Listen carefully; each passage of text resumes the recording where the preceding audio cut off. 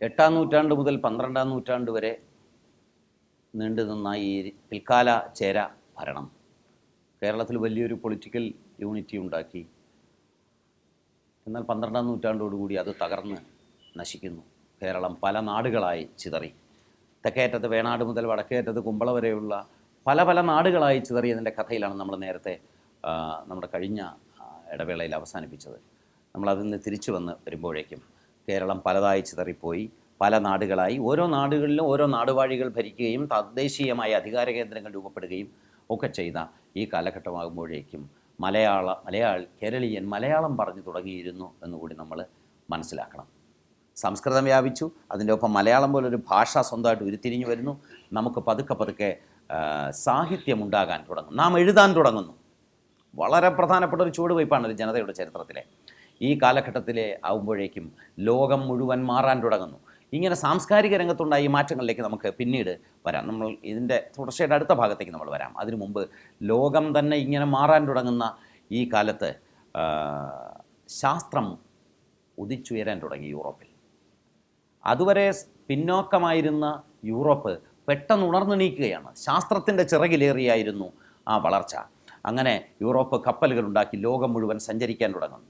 അതിനു മുമ്പ് ഈ ഏഷ്യയിലെ ഏറ്റവും ശക്തമായ രാജ്യം ചൈന വലിയ മുന്നേറ്റങ്ങൾ നടത്തിയിരുന്നു.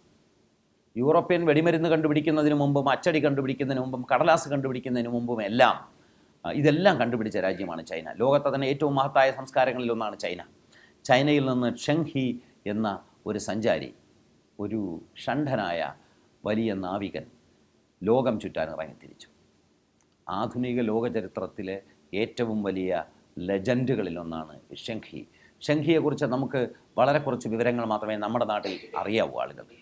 ഷെങ്ഹി ലോകം മുഴുവൻ ചുറ്റി സഞ്ചരിച്ചു. ലോകത്തു നിന്ന് മുഴുവനുള്ള സാമ്പിൾസ് സ്വീകരിച്ചു. മൃഗങ്ങളെ, സസ്യങ്ങളെ, ഇതെല്ലാം സ്വീകരിച്ച് ഏതാണ്ട് 20 വർഷത്തോളം നീണ്ടു നിന്ന ഒരു ലോക പര്യടനം കഴിഞ്ഞ് ചൈനയിൽ തിരിച്ചെത്തിയപ്പോൾ സംഭവിച്ചത്, ചൈനയിൽ ഒരുപാട് പ്രകൃതി ദുരന്തങ്ങളുണ്ടായി, സാമ്രാജ്യ തകർച്ചകളുണ്ടായി, രാജകുടുംബത്തിൽ ദുരന്തങ്ങളുണ്ടായി, നാട്ടിൽ ഒരുപാട് വെള്ളപ്പൊക്കങ്ങളുണ്ടായി. ഇതെല്ലാം ഉണ്ടായിക്കഴിഞ്ഞപ്പോൾ ചൈനയിലൊരു വിശ്വാസമുണ്ടായി. ഈ യാത്ര ദൈവങ്ങളുടെ നിയമത്തെ ലംഘിച്ചുകൊണ്ട് നടത്തിയ ഈ ലോകയാത്രയാണ് ഇതിനെല്ലാം കാരണം. അപ്പോൾ തിരിച്ചു വന്ന ഈ യാത്രാ സംഘത്തെ, ഷെങ്ഹിയുടെ കപ്പലുകളിലുണ്ടായിരുന്ന മുഴുവൻ ആളുകളെയും, കൊണ്ടുവന്ന ജന്തുക്കളെയും സസ്യമാതൃകകളെയും, ലോകത്തുനിന്ന് പല ഭാഗങ്ങളിൽ നിന്ന് കൊണ്ടുവന്ന വസ്തുക്കൾ മുഴുവൻ നശിപ്പിച്ചു. ഷെങ്ഹിയെ മാത്രം ചെയ്തില്ല. അദ്ദേഹം വളരെ ശക്തനായ ഭരണകൂടവുമായി ബന്ധമുണ്ടായിരുന്ന ആളായതുകൊണ്ട് ഇത് മുഴുവൻ നശിപ്പിച്ചു കളഞ്ഞു. എന്നിട്ട് ഈ കടൽ യാത്രകൾ ചൈന എന്നേക്കുമായി ഉപേക്ഷിച്ചു. അങ്ങനെ ചൈന പുറം ലോകത്തോട് സ്വന്തം വാതിലുകൾ കൊട്ടിയടച്ചു. 1492 കൊളംബസ് ലോകയാത്രയ്ക്ക് പുറപ്പെടുന്നതിന് മുമ്പ്, ന്യൂ വേൾഡ് കണ്ടുപിടിക്കുന്നതിന് മുമ്പ് തന്നെ ഷെങ്ഹി ലോകത്ത് ഏതാണ്ട് എല്ലാ ഭാഗങ്ങളും എത്തിച്ചേർന്നിരുന്നു. ആ യാത്രയിൽ അദ്ദേഹം കേരളത്തിലും എത്തിച്ചേർന്നു. ഇന്ന് കേരളത്തിൽ കാണപ്പെടുന്ന ചീനവലകൾ, ചീനച്ചട്ടികൾ, ഇതെല്ലാം ഷെങ്ഹിയുടെ വരവിനെ തുടർന്നാണ് ഈ പ്രാചീനമായ ബന്ധങ്ങളുണ്ടായത്. ചൈനീസ് കപ്പലുകൾ വന്നു തുടങ്ങിയത്, ചൈനയുമായുള്ള വ്യാപാര ബന്ധങ്ങൾ കേരളത്തിലുണ്ടായത്, ഇതെല്ലാം ഷെങ്ഹിയുടെ വരവിനെ തുടർന്നാണ്.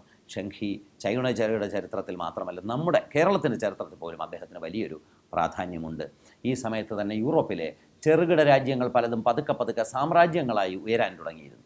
ഈ സാമ്രാജ്യങ്ങളുടെ വളർച്ചയ്ക്ക് പിന്നിൽ മുഴുവൻ അങ്ങേയറ്റത്തെ മനുഷ്യത്വശൂന്യതയുടെയും സംസ്കാരശൂന്യതയുടെയും കിരാതത്വത്തിൻ്റെയും അംശങ്ങൾ ഉണ്ടായിരുന്നു എന്നുകൂടി നമ്മൾ മനസ്സിലാക്കേണ്ടതുണ്ട്. കാരണം പലപ്പോഴും യൂറോപ്പിലെ മഹത്തായ സാമ്രാജ്യങ്ങളെയും അവർ സൃഷ്ടിച്ച വിജ്ഞാനത്തിൻ്റെയും അടിസ്ഥാനത്തിൽ നാം ചരിത്രം പഠിക്കുമ്പോൾ, യൂറോപ്പിനെ കേന്ദ്രീകരിച്ചുള്ള വിജ്ഞാനങ്ങളുടെ അടിസ്ഥാനത്തിൽ ലോകത്തെ കാണുമ്പോൾ, യൂറോപ്പ് മഹത്തായൊരു സംഗതി വെളിച്ചത്തിൻ്റെ കേന്ദ്രവുമായും മറ്റു പ്രദേശങ്ങൾ ഇരുട്ടിൻ്റെ കേന്ദ്രവുമായും ചിത്രീകരിക്കപ്പെടാറുണ്ട്. യൂറോപ്യൻ ചെയ്ത ചില സുന്ദരങ്ങളായ കലാപരിപാടികൾ നമ്മൾ കാണണം. 1441 പോർച്ചുഗലിലെ നാവികർ, അവരാണ് ലോകം മുഴുവൻ കുഴപ്പം തുടങ്ങി വെച്ചത്. ആഫ്രിക്കയുടെ പടിഞ്ഞാറൻ തീരങ്ങൾ വരെ യാത്ര ചെയ്തെത്തി അവരുടെ കപ്പലുകളിൽ. അവിടെ ചെന്നിട്ട് കറുത്ത വർഗ്ഗക്കാരായ മനുഷ്യരെ ബലം പ്രയോഗിച്ച് അവരെ കപ്പലിൽ പിടിച്ച് കയറ്റി യൂറോപ്പിൽ കൊണ്ടുവന്ന് അവർ വിൽക്കാൻ തുടങ്ങി. അങ്ങനെ ലോകത്താദ്യമായി നിർബന്ധിതമായ അടിമക്കച്ചവടത്തിൻ്റെ ചരിത്രം. അതുവരെ അടിമകളുടെ വ്യവസ്ഥ ലോകത്തെവിടെയും ഉണ്ടായിരുന്നു, നമ്മുടെ നാട്ടിലും ഉണ്ടായിരുന്നു. എന്നാൽ അടിമകളായി മനുഷ്യനെ പിടിച്ച് ചന്തയിൽ വിൽക്കുന്ന സമ്പ്രദായം യൂറോപ്യൻ തുടങ്ങി വെച്ചത്. ലോകത്തെ ഏറ്റവും സംഘടിതമായ വ്യാപാരങ്ങളിലൊന്നാക്കി അടിമക്കച്ചവടം 1441 മാറ്റിയത് പോർച്ചുഗീസുകാരായിരുന്നു. 1453 ലോക ചരിത്രത്തിൻ്റെ ഗതിയെ, യൂറോപ്പിൻ്റെയും ഏഷ്യയുടെയും ചരിത്രത്തെ മുഴുവൻ മാറ്റിമറിച്ച ഒരു സംഭവമുണ്ടായി. ഈ കോൺസ്റ്റന്റിനോപ്പിൾ വീണു. കോൺസ്റ്റന്റിനോപ്പിൾ തുർക്കികൾ കീഴടക്കി. കോൺസ്റ്റന്റിനോപ്പിൾ കീഴടക്കുന്നതോടുകൂടി പുതിയ ഒരു അധികാര കേന്ദ്രം തന്നെ ലോകത്ത് ഉരുത്തിരിഞ്ഞു വരികയാണ് തുർക്കികൾ. അങ്ങനെ കുറച്ച് വർഷം കൂടി കഴിയുന്നതോടുകൂടി, 40 വർഷം കൂടി എടുത്തുള്ളൂ, ഇന്ത്യ കണ്ടുപിടിക്കാൻ പുറപ്പെട്ട ഒരു ഇറ്റാലിയൻ നാവികൻ ബഹാമാസിൽ എത്തിച്ചേർന്ന അദ്ദേഹം അത് ഇന്ത്യയാണെന്ന് തെറ്റിദ്ധരിക്കുകയും അവിടെയുള്ള ആളുകളെയൊക്കെ ഇന്ത്യക്കാർ എന്ന് വിളിക്കുകയും ഇന്നും അവർ ആ പേര് ചുമന്ന് നടക്കുകയും ചെയ്യുന്നു. നേറ്റീവ് അമേരിക്കൻസ് എന്നാണ് പൊളിറ്റിക്കലി കറക്റ്റായ വാക്ക്. റെഡ് ഇന്ത്യൻസ് എന്ന വാക്ക് ദയവായി ഉപയോഗിക്കരുത്. അത് പൊളിറ്റിക്കലി കറക്റ്റ് അല്ല, വിവേചനപരമായ വാക്കാണ്. അമേരിക്കയിലെ ആദിമ നിവാസികളെ കാണിക്കുന്നതിന് വേണ്ടി നേറ്റീവ് അമേരിക്കൻസ് അല്ലെങ്കിൽ അമേരിന്ത്യൻസ് എന്ന വാക്കേ ഉപയോഗിക്കാവൂ. അമേരിക്കക്കാരുടെ വ്യവഹാരങ്ങൾ അവർ ഇന്ത്യൻസ് എന്നാണ് എഴുതി വയ്ക്കാറുള്ളത്. അത് നമ്മളെ അല്ല ഉദ്ദേശിക്കുന്നത്, അമേരിന്ത്യൻസിനെയാണ്, നേറ്റീവ് അമേരിക്കൻസിനെയാണ്. അങ്ങനെ ന്യൂ വേൾഡ്, പുതുലോകം കണ്ടുപിടിക്കുന്നു. ഈ പുതുലോകം ആണ് പിൽക്കാലത്തെ ഈ ലോകത്തിന് മുഴുവൻ വലിയ ശാപങ്ങൾ വരുത്തി ചേർത്തത് എന്ന് നമുക്ക് അറിയാം. നമ്മുടെ പോലും ജീവിതത്തെ ആ പുതുലോകം എത്രമേൽ ഇന്ന് സ്വാധീനിക്കുന്നുണ്ട്. ക്രിസ്റ്റഫോറോ കൊളംബോ എന്ന് ഇറ്റാലിയനിൽ പേരുള്ള ക്രിസ്റ്റഫർ കൊളംബസ് എന്ന് ആംഗ്ലിസൈസ് ചെയ്യപ്പെട്ട ഈ നാവികന് വേണ്ടി ഫണ്ട് ചെയ്തത് സ്പെയിനിലെ ഭരണകൂടമാണ്. സ്പെയിനിലെ രാജാവിനും രാജ്ഞിക്കുമാണ് മനസ്സിലായത് ഇത് ലാഭകരമായൊരു വ്യവസായത്തിലുള്ള ഇൻവെസ്റ്റ്മെൻ്റ് ആണെന്ന്. അങ്ങനെ കോളനീകരണം എന്ന പുതിയ വ്യവസായം തുടങ്ങുന്നു. കൊളംബസിൻ്റെ വഴിയിലൂടെ. കൊളംബസ് തെറ്റിദ്ധരിച്ചാണ് അമേരിക്കയിൽ ചെന്ന് വിട്ടുപോയത്. അവിടുന്ന് വലുതായിട്ടൊന്നും നേടാൻ കഴിയില്ല. ഇഷ്ടംപോലെ സ്വർണവും സുഗന്ധദ്രവ്യങ്ങളും ഉണ്ടാകുന്ന ഇന്ത്യയിലേക്കുള്ള വഴിയാണെന്ന് വിചാരിച്ചു. കാരണം അറബികളുടെ വ്യാപാര കുത്തക തകർത്ത് യൂറോപ്പിന് വ്യാപാര കുത്തക നേടാൻ വേണ്ടിയാണ് ഇന്ത്യയിലേക്ക് നേരിട്ടുള്ള മാർഗം കണ്ടുപിടിക്കാൻ ശ്രമിച്ചത്. പക്ഷേ ആ മാർഗം കണ്ടുപിടിക്കാൻ കഴിഞ്ഞില്ല. ഈ സമയത്ത് കരമാർഗം ഇന്ത്യയിൽ വന്ന ചില ആളുകൾ, നിക്കോളോ കോന്തി എന്ന് പറഞ്ഞ ഒരാൾ അറബികളുടെ വേഷം കെട്ടി കച്ചവടക്കാരനായിട്ട് ഇങ്ങനെ അറേബ്യയിലൂടെ സഞ്ചരിച്ച് അവസാനം ഇന്ത്യയിലെത്തി. നിക്കോളോ കോന്തി ഇന്ത്യയിലെത്തുക മാത്രമല്ല, ഇന്ത്യക്കാരിയെ കല്യാണം കഴിക്കുകയും ചെയ്തു. ഈ നിക്കോളോ കോന്തി വർഷങ്ങൾക്ക് ശേഷം ഇറ്റലിയിൽ തിരിഞ്ഞു വന്ന് ഓൺ ദ വിസിസിറ്റ്യൂഡ് ഓഫ് ഫോർച്യൂൺ എന്ന പേരിലൊരു പുസ്തകം എഴുതി. ഈ പുസ്തകം യൂറോപ്പിലെ മുഴുവൻ നാവികരെയും രാജാക്കന്മാരെയും എല്ലാം ആകർഷിച്ചു. ഇന്ത്യയിലുണ്ടായിരുന്ന വലിയ സമ്പത്ത്, ഈ മയിൽ, പക്ഷികൾ, പട്ട്, സ്വർണം, സുഗന്ധദ്രവ്യങ്ങൾ, ഇതിനെക്കുറിച്ചൊക്കെയുള്ള കഥകൾ പ്രചരിക്കുന്നു. ഈ കഥകളുടെ പ്രചാരത്തിലൂടെ ആളുകൾ മുഴുവൻ നിക്കോളോ കോന്തിയുടെ വഴിയിലൂടെ ഇന്ത്യയിലേക്ക് പോകണം എന്നാഗ്രഹിച്ചു. ഇങ്ങനെ ആഗ്രഹിച്ച ഒരു ചെറുപ്പക്കാരൻ്റെ പേരായിരുന്നു Vasco da Gama. Vasco da Gama വിചാരിച്ചു ഇന്ത്യയിലേക്കുള്ള വഴി കണ്ടെത്തണം. ആ ഗാമ 1498 മെയ് 20 കോഴിക്കോട് വന്നെത്തുന്നതോടുകൂടി കേരളത്തിൻ്റെ രാഷ്ട്രീയ ചരിത്രം എന്നേക്കുമായി, ഇന്ത്യയുടെ രാഷ്ട്രീയ ചരിത്രം എന്നേക്കുമായി മാറുന്നു. ഇതിനു മുമ്പ്, ഇങ്ങനെ ഒരു യാത്ര പുറപ്പെടുന്നതിന് മുമ്പ് യൂറോപ്പിലെ രാജാക്കന്മാരെ ഒരു കാര്യം തീരുമാനിച്ചു. ഇനി കണ്ടുപിടിക്കാനിരിക്കുന്ന നാടുകൾ മുഴുവൻ ഞങ്ങളുടേതാണ് എന്നവർ പ്രഖ്യാപിക്കുന്നു. എത്ര സുന്ദരമായ തീരുമാനം!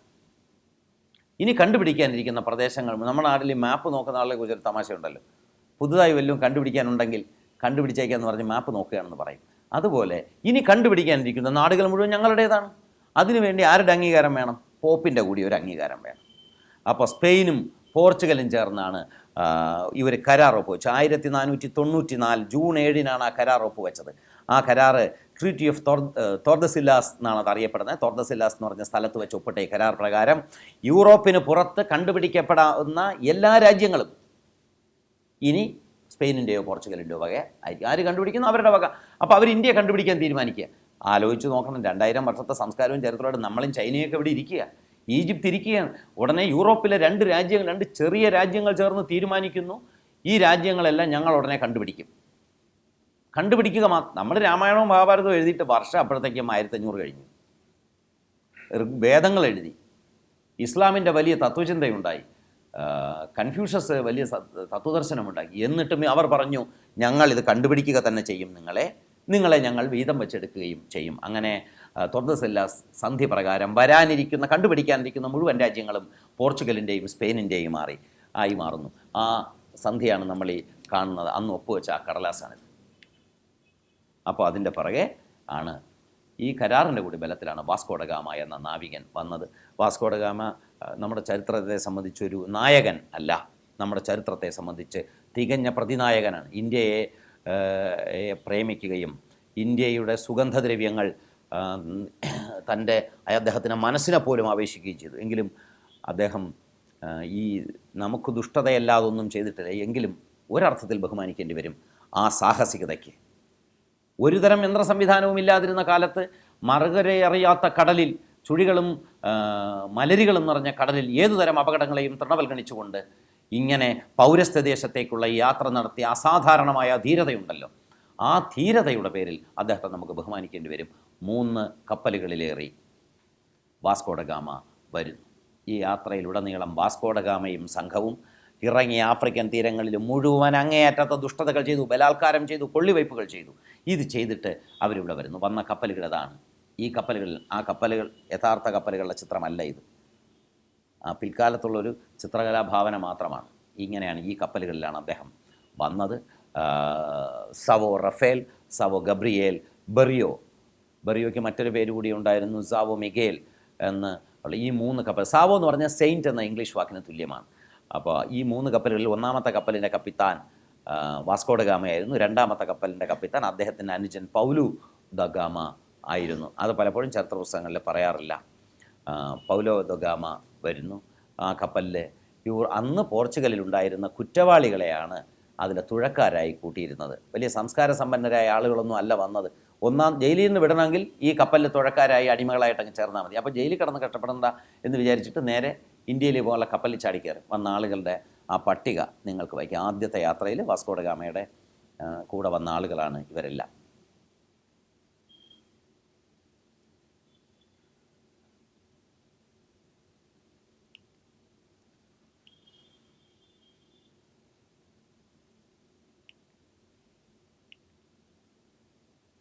വാസ്കോഡഗാമ ഈ കുറ്റവാളികളെയും കൂട്ടി വരിക മാത്രമല്ല, കേരളത്തിലെ വിവിധ രാജാക്കന്മാരുമായി കച്ചവട ബന്ധങ്ങളിൽ ഏർപ്പെട്ട് വേണ്ട കുഴപ്പങ്ങൾ മുഴുവൻ ഉണ്ടാക്കി ഇവിടുത്തെ അധികാരം കൈയാളാൻ ശ്രമിക്കുന്നു, ആളുകളെ കൊല്ലുന്നു, ബലാത്കാരം ചെയ്യുന്നു, തീ വയ്ക്കുന്നു. ഇങ്ങനെ ഒരുപാട് അറബികളും കേരളവും തമ്മിലുണ്ടായിരുന്ന കച്ചവടം മുഴുവൻ നശിപ്പിക്കുന്നു.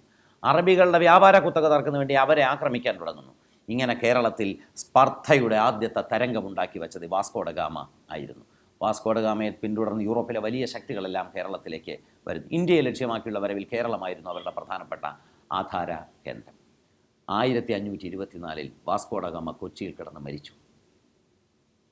1524 ക്രിസ്മസ് ഈവിന്, ഡിസംബർ 24 കുരുമുളകിൻ്റെ ഗന്ധം ശ്വസിച്ച് പാണ്ഡകശാലയിൽ കിടന്ന് ഇന്ത്യയിലെ പോർച്ചുഗീസ് സാമ്രാജ്യത്തിൻ്റെ വൈസ്രോയിയായ ഗാമ മരിക്കുന്നു. ഗാമയെ കൊച്ചിയിലെ ഒരു പള്ളിയിൽ, മട്ടാഞ്ചേരിയിലെ സെയിൻറ്റ് ആൻ്റണീസ്, അന്ന് സെയിൻറ്റ് ആൻ്റണീസ് എന്നും ഇന്ന് സെയിൻറ്റ് ഫ്രാൻസിസ് എന്നും പേരുള്ള പള്ളിയിൽ അടക്കി. 1534 ഇതിനെ, ആ ശവം അവിടുന്ന് എടുത്തുകൊണ്ട് പോയി അദ്ദേഹം ജനിച്ച ബിദിഗ്യൂറ എന്ന് പറഞ്ഞ ഗ്രാമത്തിലടക്കി. അദ്ദേഹത്തിൻ്റെ ഇന്ത്യ സന്ദർശനത്തിൻ്റെ 400ാം വാർഷികത്തിന് പോർച്ചുഗൽ ഗവൺമെൻറ് തന്നെ അദ്ദേഹത്തിൻ്റെ ശവം ബിദിഗ്യൂറയിലെ പള്ളിയിൽ നിന്ന്, അവിടുത്തെ സെമിത്തേരിയിൽ നിന്ന് തോണ്ടിയെടുത്ത് ലിസ്ബണിൽ നഗരത്തിൽ കൊണ്ടുവന്ന് വച്ചു. ഒരാഴ്ച കഴിഞ്ഞപ്പോഴാണ് അറിഞ്ഞത് ശവം മാറിപ്പോയെന്ന്.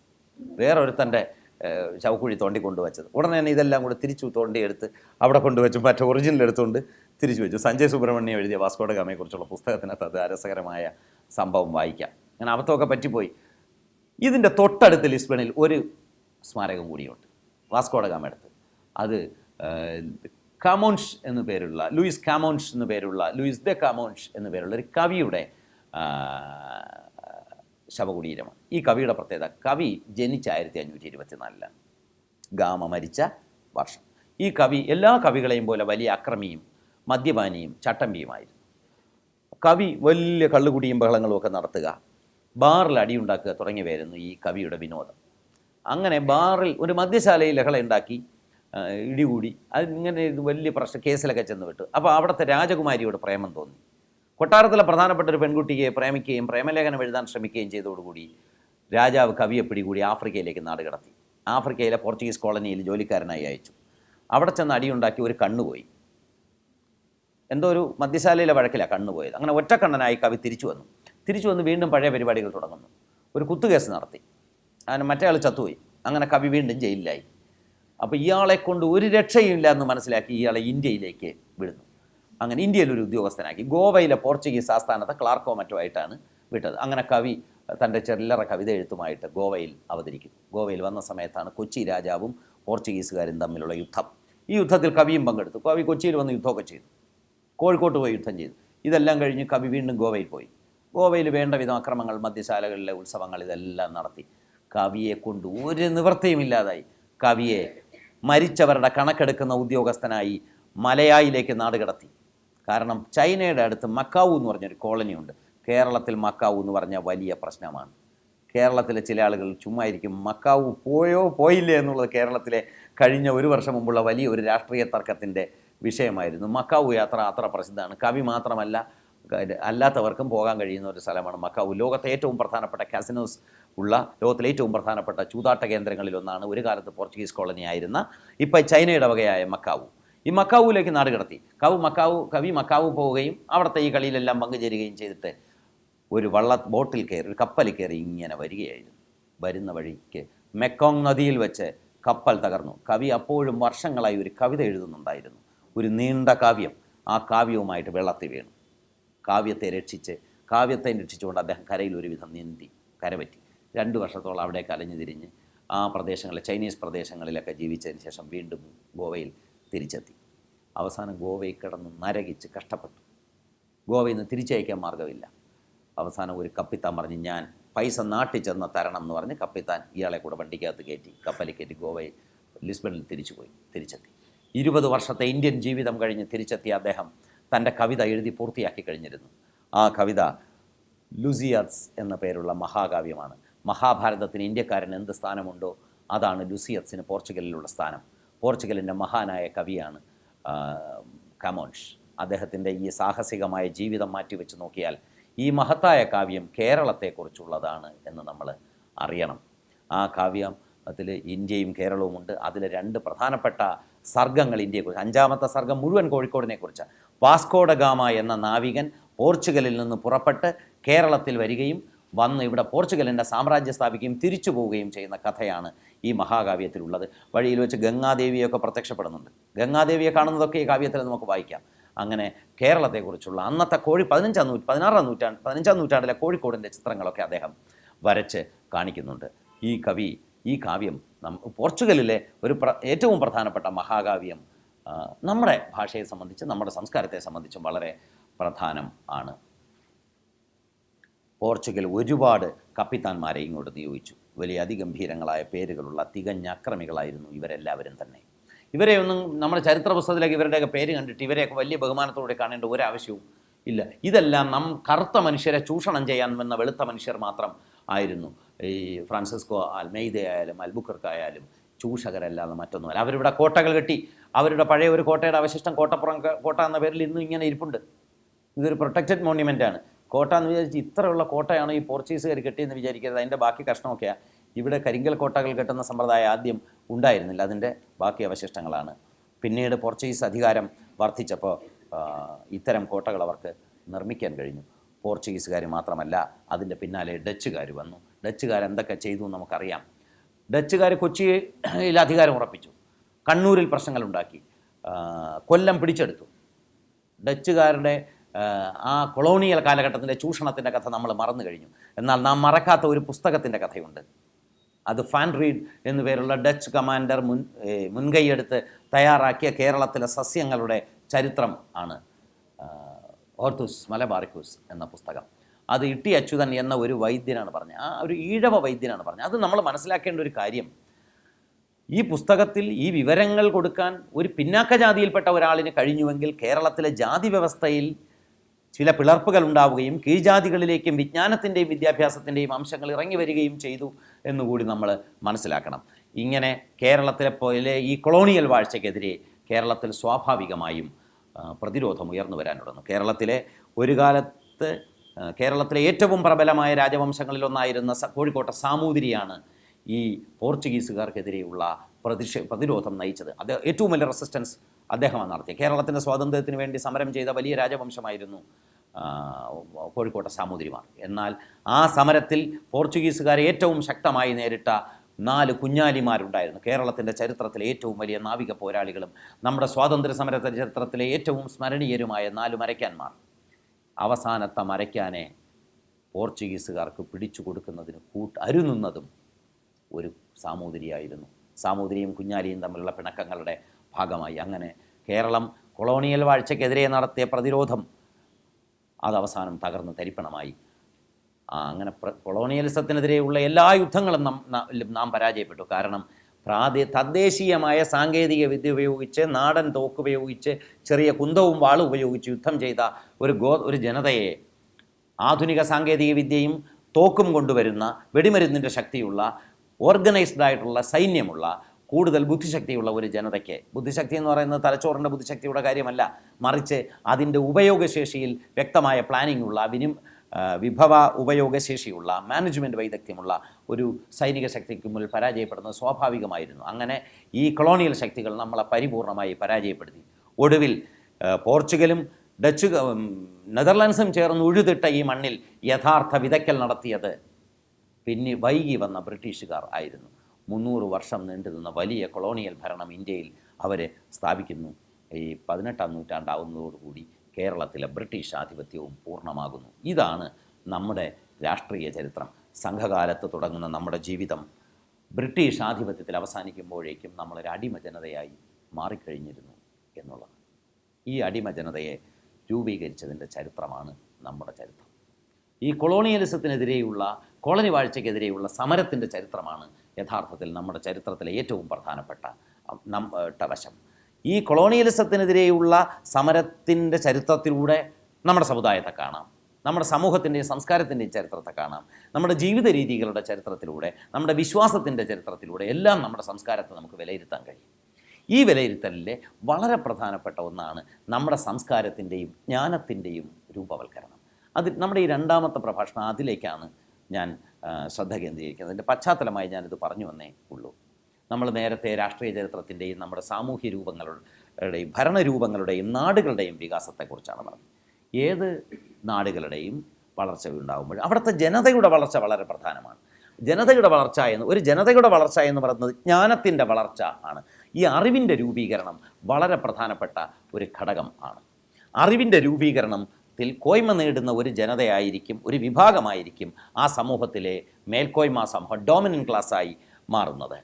അങ്ങനെ കേരളത്തിൻ്റെ ഈ ചരിത്രം പരിശോധിച്ച് നോക്കിയാൽ, നമ്മുടെ അറിവിൻ്റെ രൂപീകരണത്തിൻ്റെ ചരിത്രം പരിശോധിച്ച് നോക്കിയാൽ എന്നും 2 ധാരകളായിട്ടാണ് കേരളത്തിലെ ജനജീവിതം വികസിച്ചു വന്നതെന്ന് കാണാം. ആ 2 ധാരകളിലെ ഞാൻ 2 പേരുകളാണ് അതിനിടുന്നത്. ഒന്ന് അതിൻ്റെ 2 പ്രതീകങ്ങളാണ് ഞാൻ ഉപയോഗിക്കുന്നത്. ഒന്ന് കാവ് പാരമ്പര്യം എന്ന് ഒരു പാരമ്പര്യത്തിന് പേരിടാം, മറ്റേതിന് ക്ഷേത്ര പാരമ്പര്യം എന്നും പേരിടാം. കാരണം ബ്രാഹ്മണ്യത്തിൻ്റെ ഭാഗമായി വികസിച്ചു വന്ന ക്ഷേത്രത്തെ കേന്ദ്രീകരിച്ചുള്ള, സംസ്കൃതത്തെ കേന്ദ്രീകരിച്ചിട്ടുള്ള ഹിന്ദുമതത്തെയും അതിൻ്റെ തത്വശാസ്ത്രത്തെയും കേന്ദ്രീകരിച്ചിട്ടുള്ള ഒരു ധാര ഒരു വശത്തും, കാവുകളെ കേന്ദ്രീകരിച്ച, തുറസായ ആരാധനാലയങ്ങളെ കേന്ദ്രീകരിച്ച, പ്രാകൃതങ്ങളായ വിശ്വാസങ്ങളെ, സിദ്ധാന്തത്തെക്കാൾ പ്രയോഗത്തെ കേന്ദ്രീകരിച്ചുള്ള, മന്ത്രവാദത്തെയും മഷിനോട്ടത്തെയും കേന്ദ്രീകരിച്ചിട്ടുള്ള, ലോഹവിദ്യയെ കേന്ദ്രീകരിച്ചിട്ടുള്ള, കളരികളെ കേന്ദ്രീകരിച്ചിട്ടുള്ള, ജനകീയതയെ കേന്ദ്രീകരിച്ചുള്ള മറ്റൊരു മണ്ഡലം, അതിനെയാണ് ഈ കാവ് മണ്ഡലം എന്നും മറ്റേതിന് ക്ഷേത്രമണ്ഡലം എന്നും ഞാൻ പേരിടുന്നത്.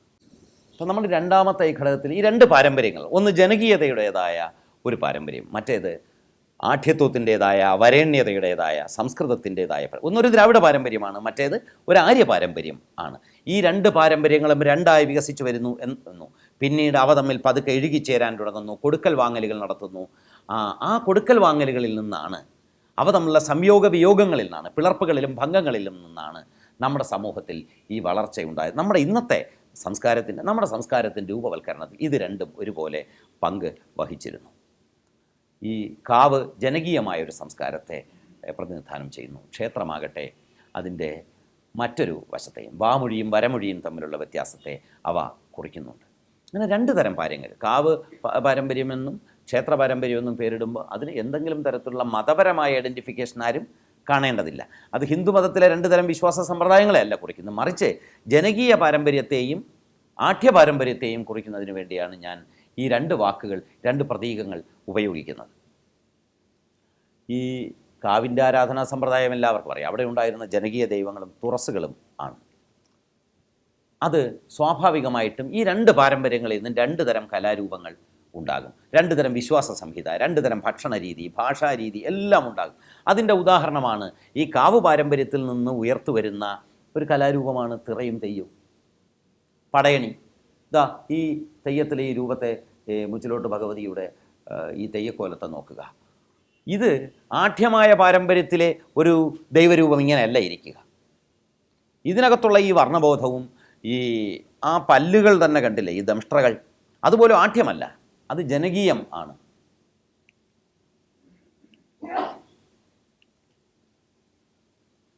ആഢ്യരൂപങ്ങളിലോ വരേണ്യ രൂപങ്ങളിലോ ഒരിക്കലും നാം ഇത്തരം രൂപങ്ങൾ കാണുകയില്ല.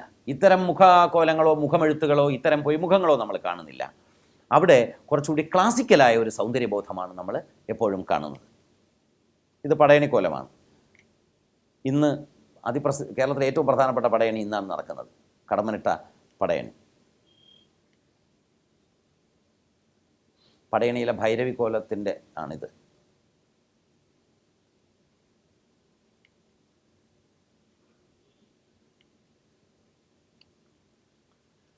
ഇത്തരം വ്യത്യസ്തങ്ങളായ കലാരൂപങ്ങൾ ഉണ്ടാകുന്നത് ഈ കാവ് പാരമ്പര്യത്തിൻ്റെ ഭാഗമായിട്ടാണ്.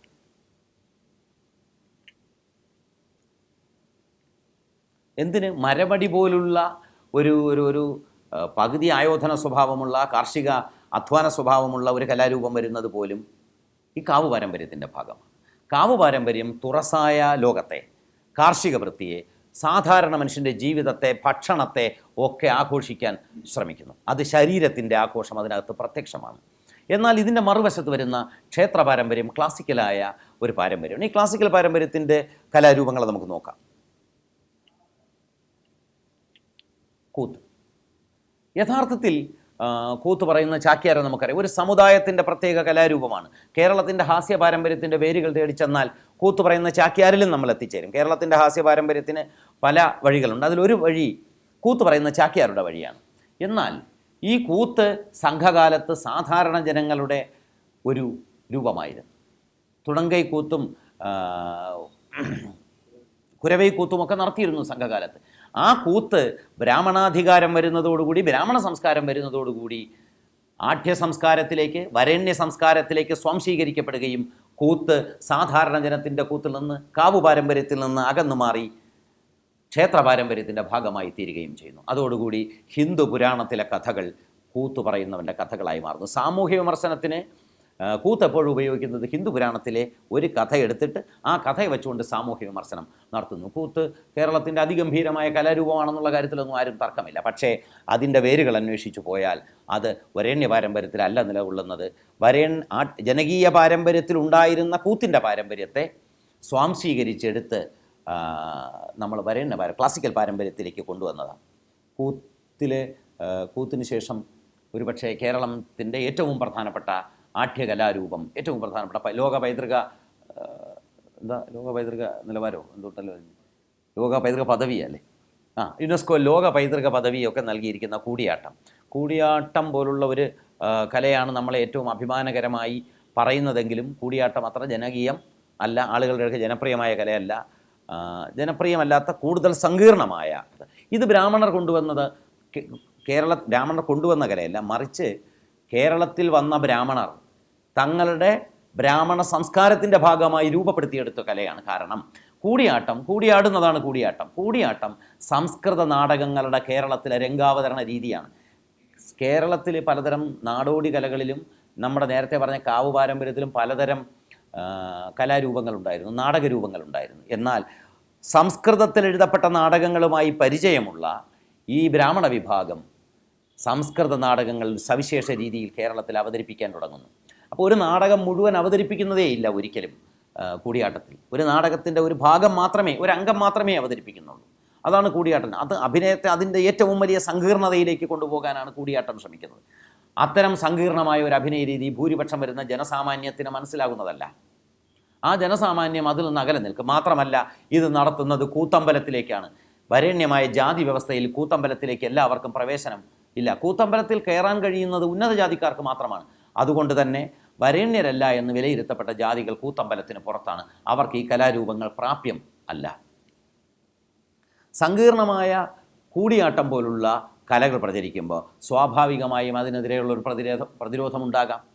അപ്പോൾ കൂടിയാട്ടത്തിൽ നിന്ന് വ്യത്യസ്തമായ കുറച്ചുകൂടി ജനകീയമായ കലാരൂപങ്ങൾ പിന്നീട് രൂപപ്പെടുന്നു. അവിടെ കാവ് സംസ്കാരത്തിൻ്റെ ചില അംശങ്ങളെടുത്തും ക്ഷേത്ര സംസ്കാരത്തിൻ്റെ അംശങ്ങളെടുത്തും ഉള്ള ക്ലാസിക്കൽ രൂപങ്ങൾ പിന്നീട് കേരളത്തിൽ ഉണ്ടാകുന്നത് അങ്ങനെയാണ്. ഒരു ഉദാഹരണം തുള്ളൽ കളി എവിടെ വേണോ കളിക്കാം. അത് ക്ഷേത്രകലയാണെന്ന് പറയാം, ക്ഷേത്രങ്ങളിൽ കളിക്കാം. എന്നാൽ തുള്ളൽ ക്ഷേത്രത്തിന് പുറത്ത് കളിക്കുന്നതിന് വിലക്കില്ല. കൂടിയാട്ടം ക്ഷേത്രത്തിന് പുറത്ത് കളിക്കാറില്ല, കൂത്തമ്പലത്തിലാണ് ചെയ്യുന്നത്. കൂത്തമ്പലമുള്ള ക്ഷേത്രങ്ങൾ വളരെ കുറച്ച് മാത്രമേ ഉള്ളൂ. കേരളത്തിൽ സെക്കുലറായ കൂത്തമ്പലങ്ങൾ 2 എണ്ണമേ ഉള്ളൂ. ഒന്ന് വൈലോപ്പള്ളി സംസ്കൃതി ഭവനിലും വേറൊന്ന് കേരള കലാമണ്ഡലത്തിലുമാണ് അവ ഇരിക്കുന്നത്. അവിടെയാണ് കൂത്ത് നടത്താവുന്നത്. ഏറ്റവും നാട്യശാസ്ത്ര പ്രകാരമുള്ള സ്റ്റേജ് നിർമ്മാണത്തിൻ്റെ ഉദാഹരണമാണ് കൂത്തമ്പലങ്ങൾ. അപ്പോൾ കൂത്തമ്പലം എല്ലായിടവും ഇല്ല, എല്ലാവർക്കും പോകാനും വയ്യ. എന്നാൽ കൂത്തിന് മിഴാവ് വായിച്ച നമ്പ്യാർ ഉറങ്ങിപ്പോയപ്പോൾ ചാക്യാർ കളിയാക്കിയെന്നും ചാക്യാർ കളിയാക്കിയതുകൊണ്ട് പിറ്റേ ദിവസം ഈ കൂത്തിനെ പരാജയപ്പെടുത്തുന്നതിന് വേണ്ടി അദ്ദേഹം ഒരു കല ഉണ്ടാക്കി, ഒരു തുള്ളൽ അങ്ങ് നടത്തി എന്നുമാണല്ലോ ഐതിഹ്യം. ആ ഐതിഹ്യം വിശ്വസനീയമല്ല. എല്ലാവർക്കും അറിയാം. ഒരു ദിവസം രാവിലെ കലയൊന്നും ഉണ്ടാക്കാൻ സാധ്യമല്ല. ഇന്ന് രാവിലെ ഒരു കല ഉണ്ടാക്കി കളയാം എന്നൊന്നും ആരും ഇന്നുവരെ തീരുമാനിച്ചിട്ടൊന്നുമില്ല. രാത്രി നളയരുതം വായിച്ചുകൊണ്ട് ഉറക്കം കിടക്കും പോലത്തെ ഒരവസ്ഥയായിരിക്കും അത്. കലയൊന്നും ഉണ്ടാക്കിയില്ല. പക്ഷേ നമ്പ്യാർ ചെയ്തതിനകത്തൊരംശമുണ്ട്. കൂത്തിൻ്റെ വരേണ്യ പാരമ്പര്യത്തിനെതിരെ അതിനെ തകർത്തുകൊണ്ട് ജനകീയമായ മറ്റൊരു വേദി നിർമ്മിക്കുക എന്ന ആഗ്രഹം ഒരു കലാകാരൻ ഉണ്ടാകാവുന്നതാണ്. അങ്ങനെ കൂത്തിനെ റെസിസ്റ്റ് ചെയ്യുന്ന, കൂത്തിനോട് കലാപം പ്രഖ്യാപിക്കുന്ന, വരേണ്യ പാരമ്പര്യത്തോട് കലാപം പ്രഖ്യാപിക്കുന്ന ഒരു പുതിയ കലാരൂപം ഉണ്ടാക്കിയെടുക്കാൻ നമ്പ്യാർ ശ്രമിച്ചു കാണും. ആ നമ്പ്യാർ ഒരു നമ്പ്യാരല്ല, അനേകം നമ്പ്യാർമാരാണ്, അനേകം കലാകാരന്മാരുടെ ഒരു സമുച്ചയത്തെയാണ് നമ്പ്യാർ എന്ന് പറയുന്നത്. എന്നാൽ ആ തുള്ളലിനുള്ള കൃതികൾ എഴുതിയ നമ്പ്യാരെ ഒരൊറ്റയാളാണ്. നമ്പ്യാർ ചെയ്തത് എന്താ? കിള്ളിക്കുറിശി മംഗലത്ത് പാലക്കാട് ജില്ലയിൽ ജനിച്ച ആളെന്നാണ് പറയുന്നത്. പക്ഷേ അദ്ദേഹം ജീവിച്ചത് തിരുവനന്തപുരത്തും അമ്പലപ്പുഴയിലുമായിട്ടാണ്. തിരുവിതാംകൂറിലാണ് ജനിച്ചത്. തകഴിയിലാണ് തുള്ളലിൻ്റെ ഏറ്റവും വലിയ പാരമ്പര്യമുള്ളത്. തകഴി പ്രദേശങ്ങളിൽ കുട്ടനാട്ടിലുണ്ടായിരുന്ന തുള്ളൽ എന്ന് പറഞ്ഞ കലാരൂപത്തെ എടുത്തു. പടയണി, പത്തനംതിട്ട ജില്ലയിലുള്ള പടയണി എടുത്തു. ഇതെല്ലാം എടുത്തിട്ട് ഒരു പുതിയ കലാരൂപം ഡിസൈൻ ചെയ്തു. പുതിയ കലാരൂപം ഉണ്ടാക്കുകയല്ല, മറിച്ച് ഉണ്ടായിരുന്ന പ്രാദേശികമായ തുള്ളൽ രൂപങ്ങൾക്ക് ഹിന്ദു പുരാണത്തിലെ കഥകൾ കൊണ്ട് ഒരു തിരക്കഥ എഴുതുന്നു. അതിനകത്തേക്ക് അന്നത്തെ സമൂഹത്തിൻ്റെ മുഴുവൻ ചിത്രങ്ങളും അന്നത്തെ സമൂഹത്തിൻ്റെ എല്ലാത്തരം ദുഷ്ടതകളും അകത്തേക്ക് പ്രവേശിപ്പിക്കുന്നു. അതാണ് നമ്പ്യാർ ചെയ്തത്. നമ്പ്യാരുണ്ടാക്കിയ കൂത്തിൻ്റെ ഡിസൈനിൽ ഇത്തരം രൂപങ്ങളൊക്കെ ഉണ്ടായിരിക്കണമെന്നില്ല.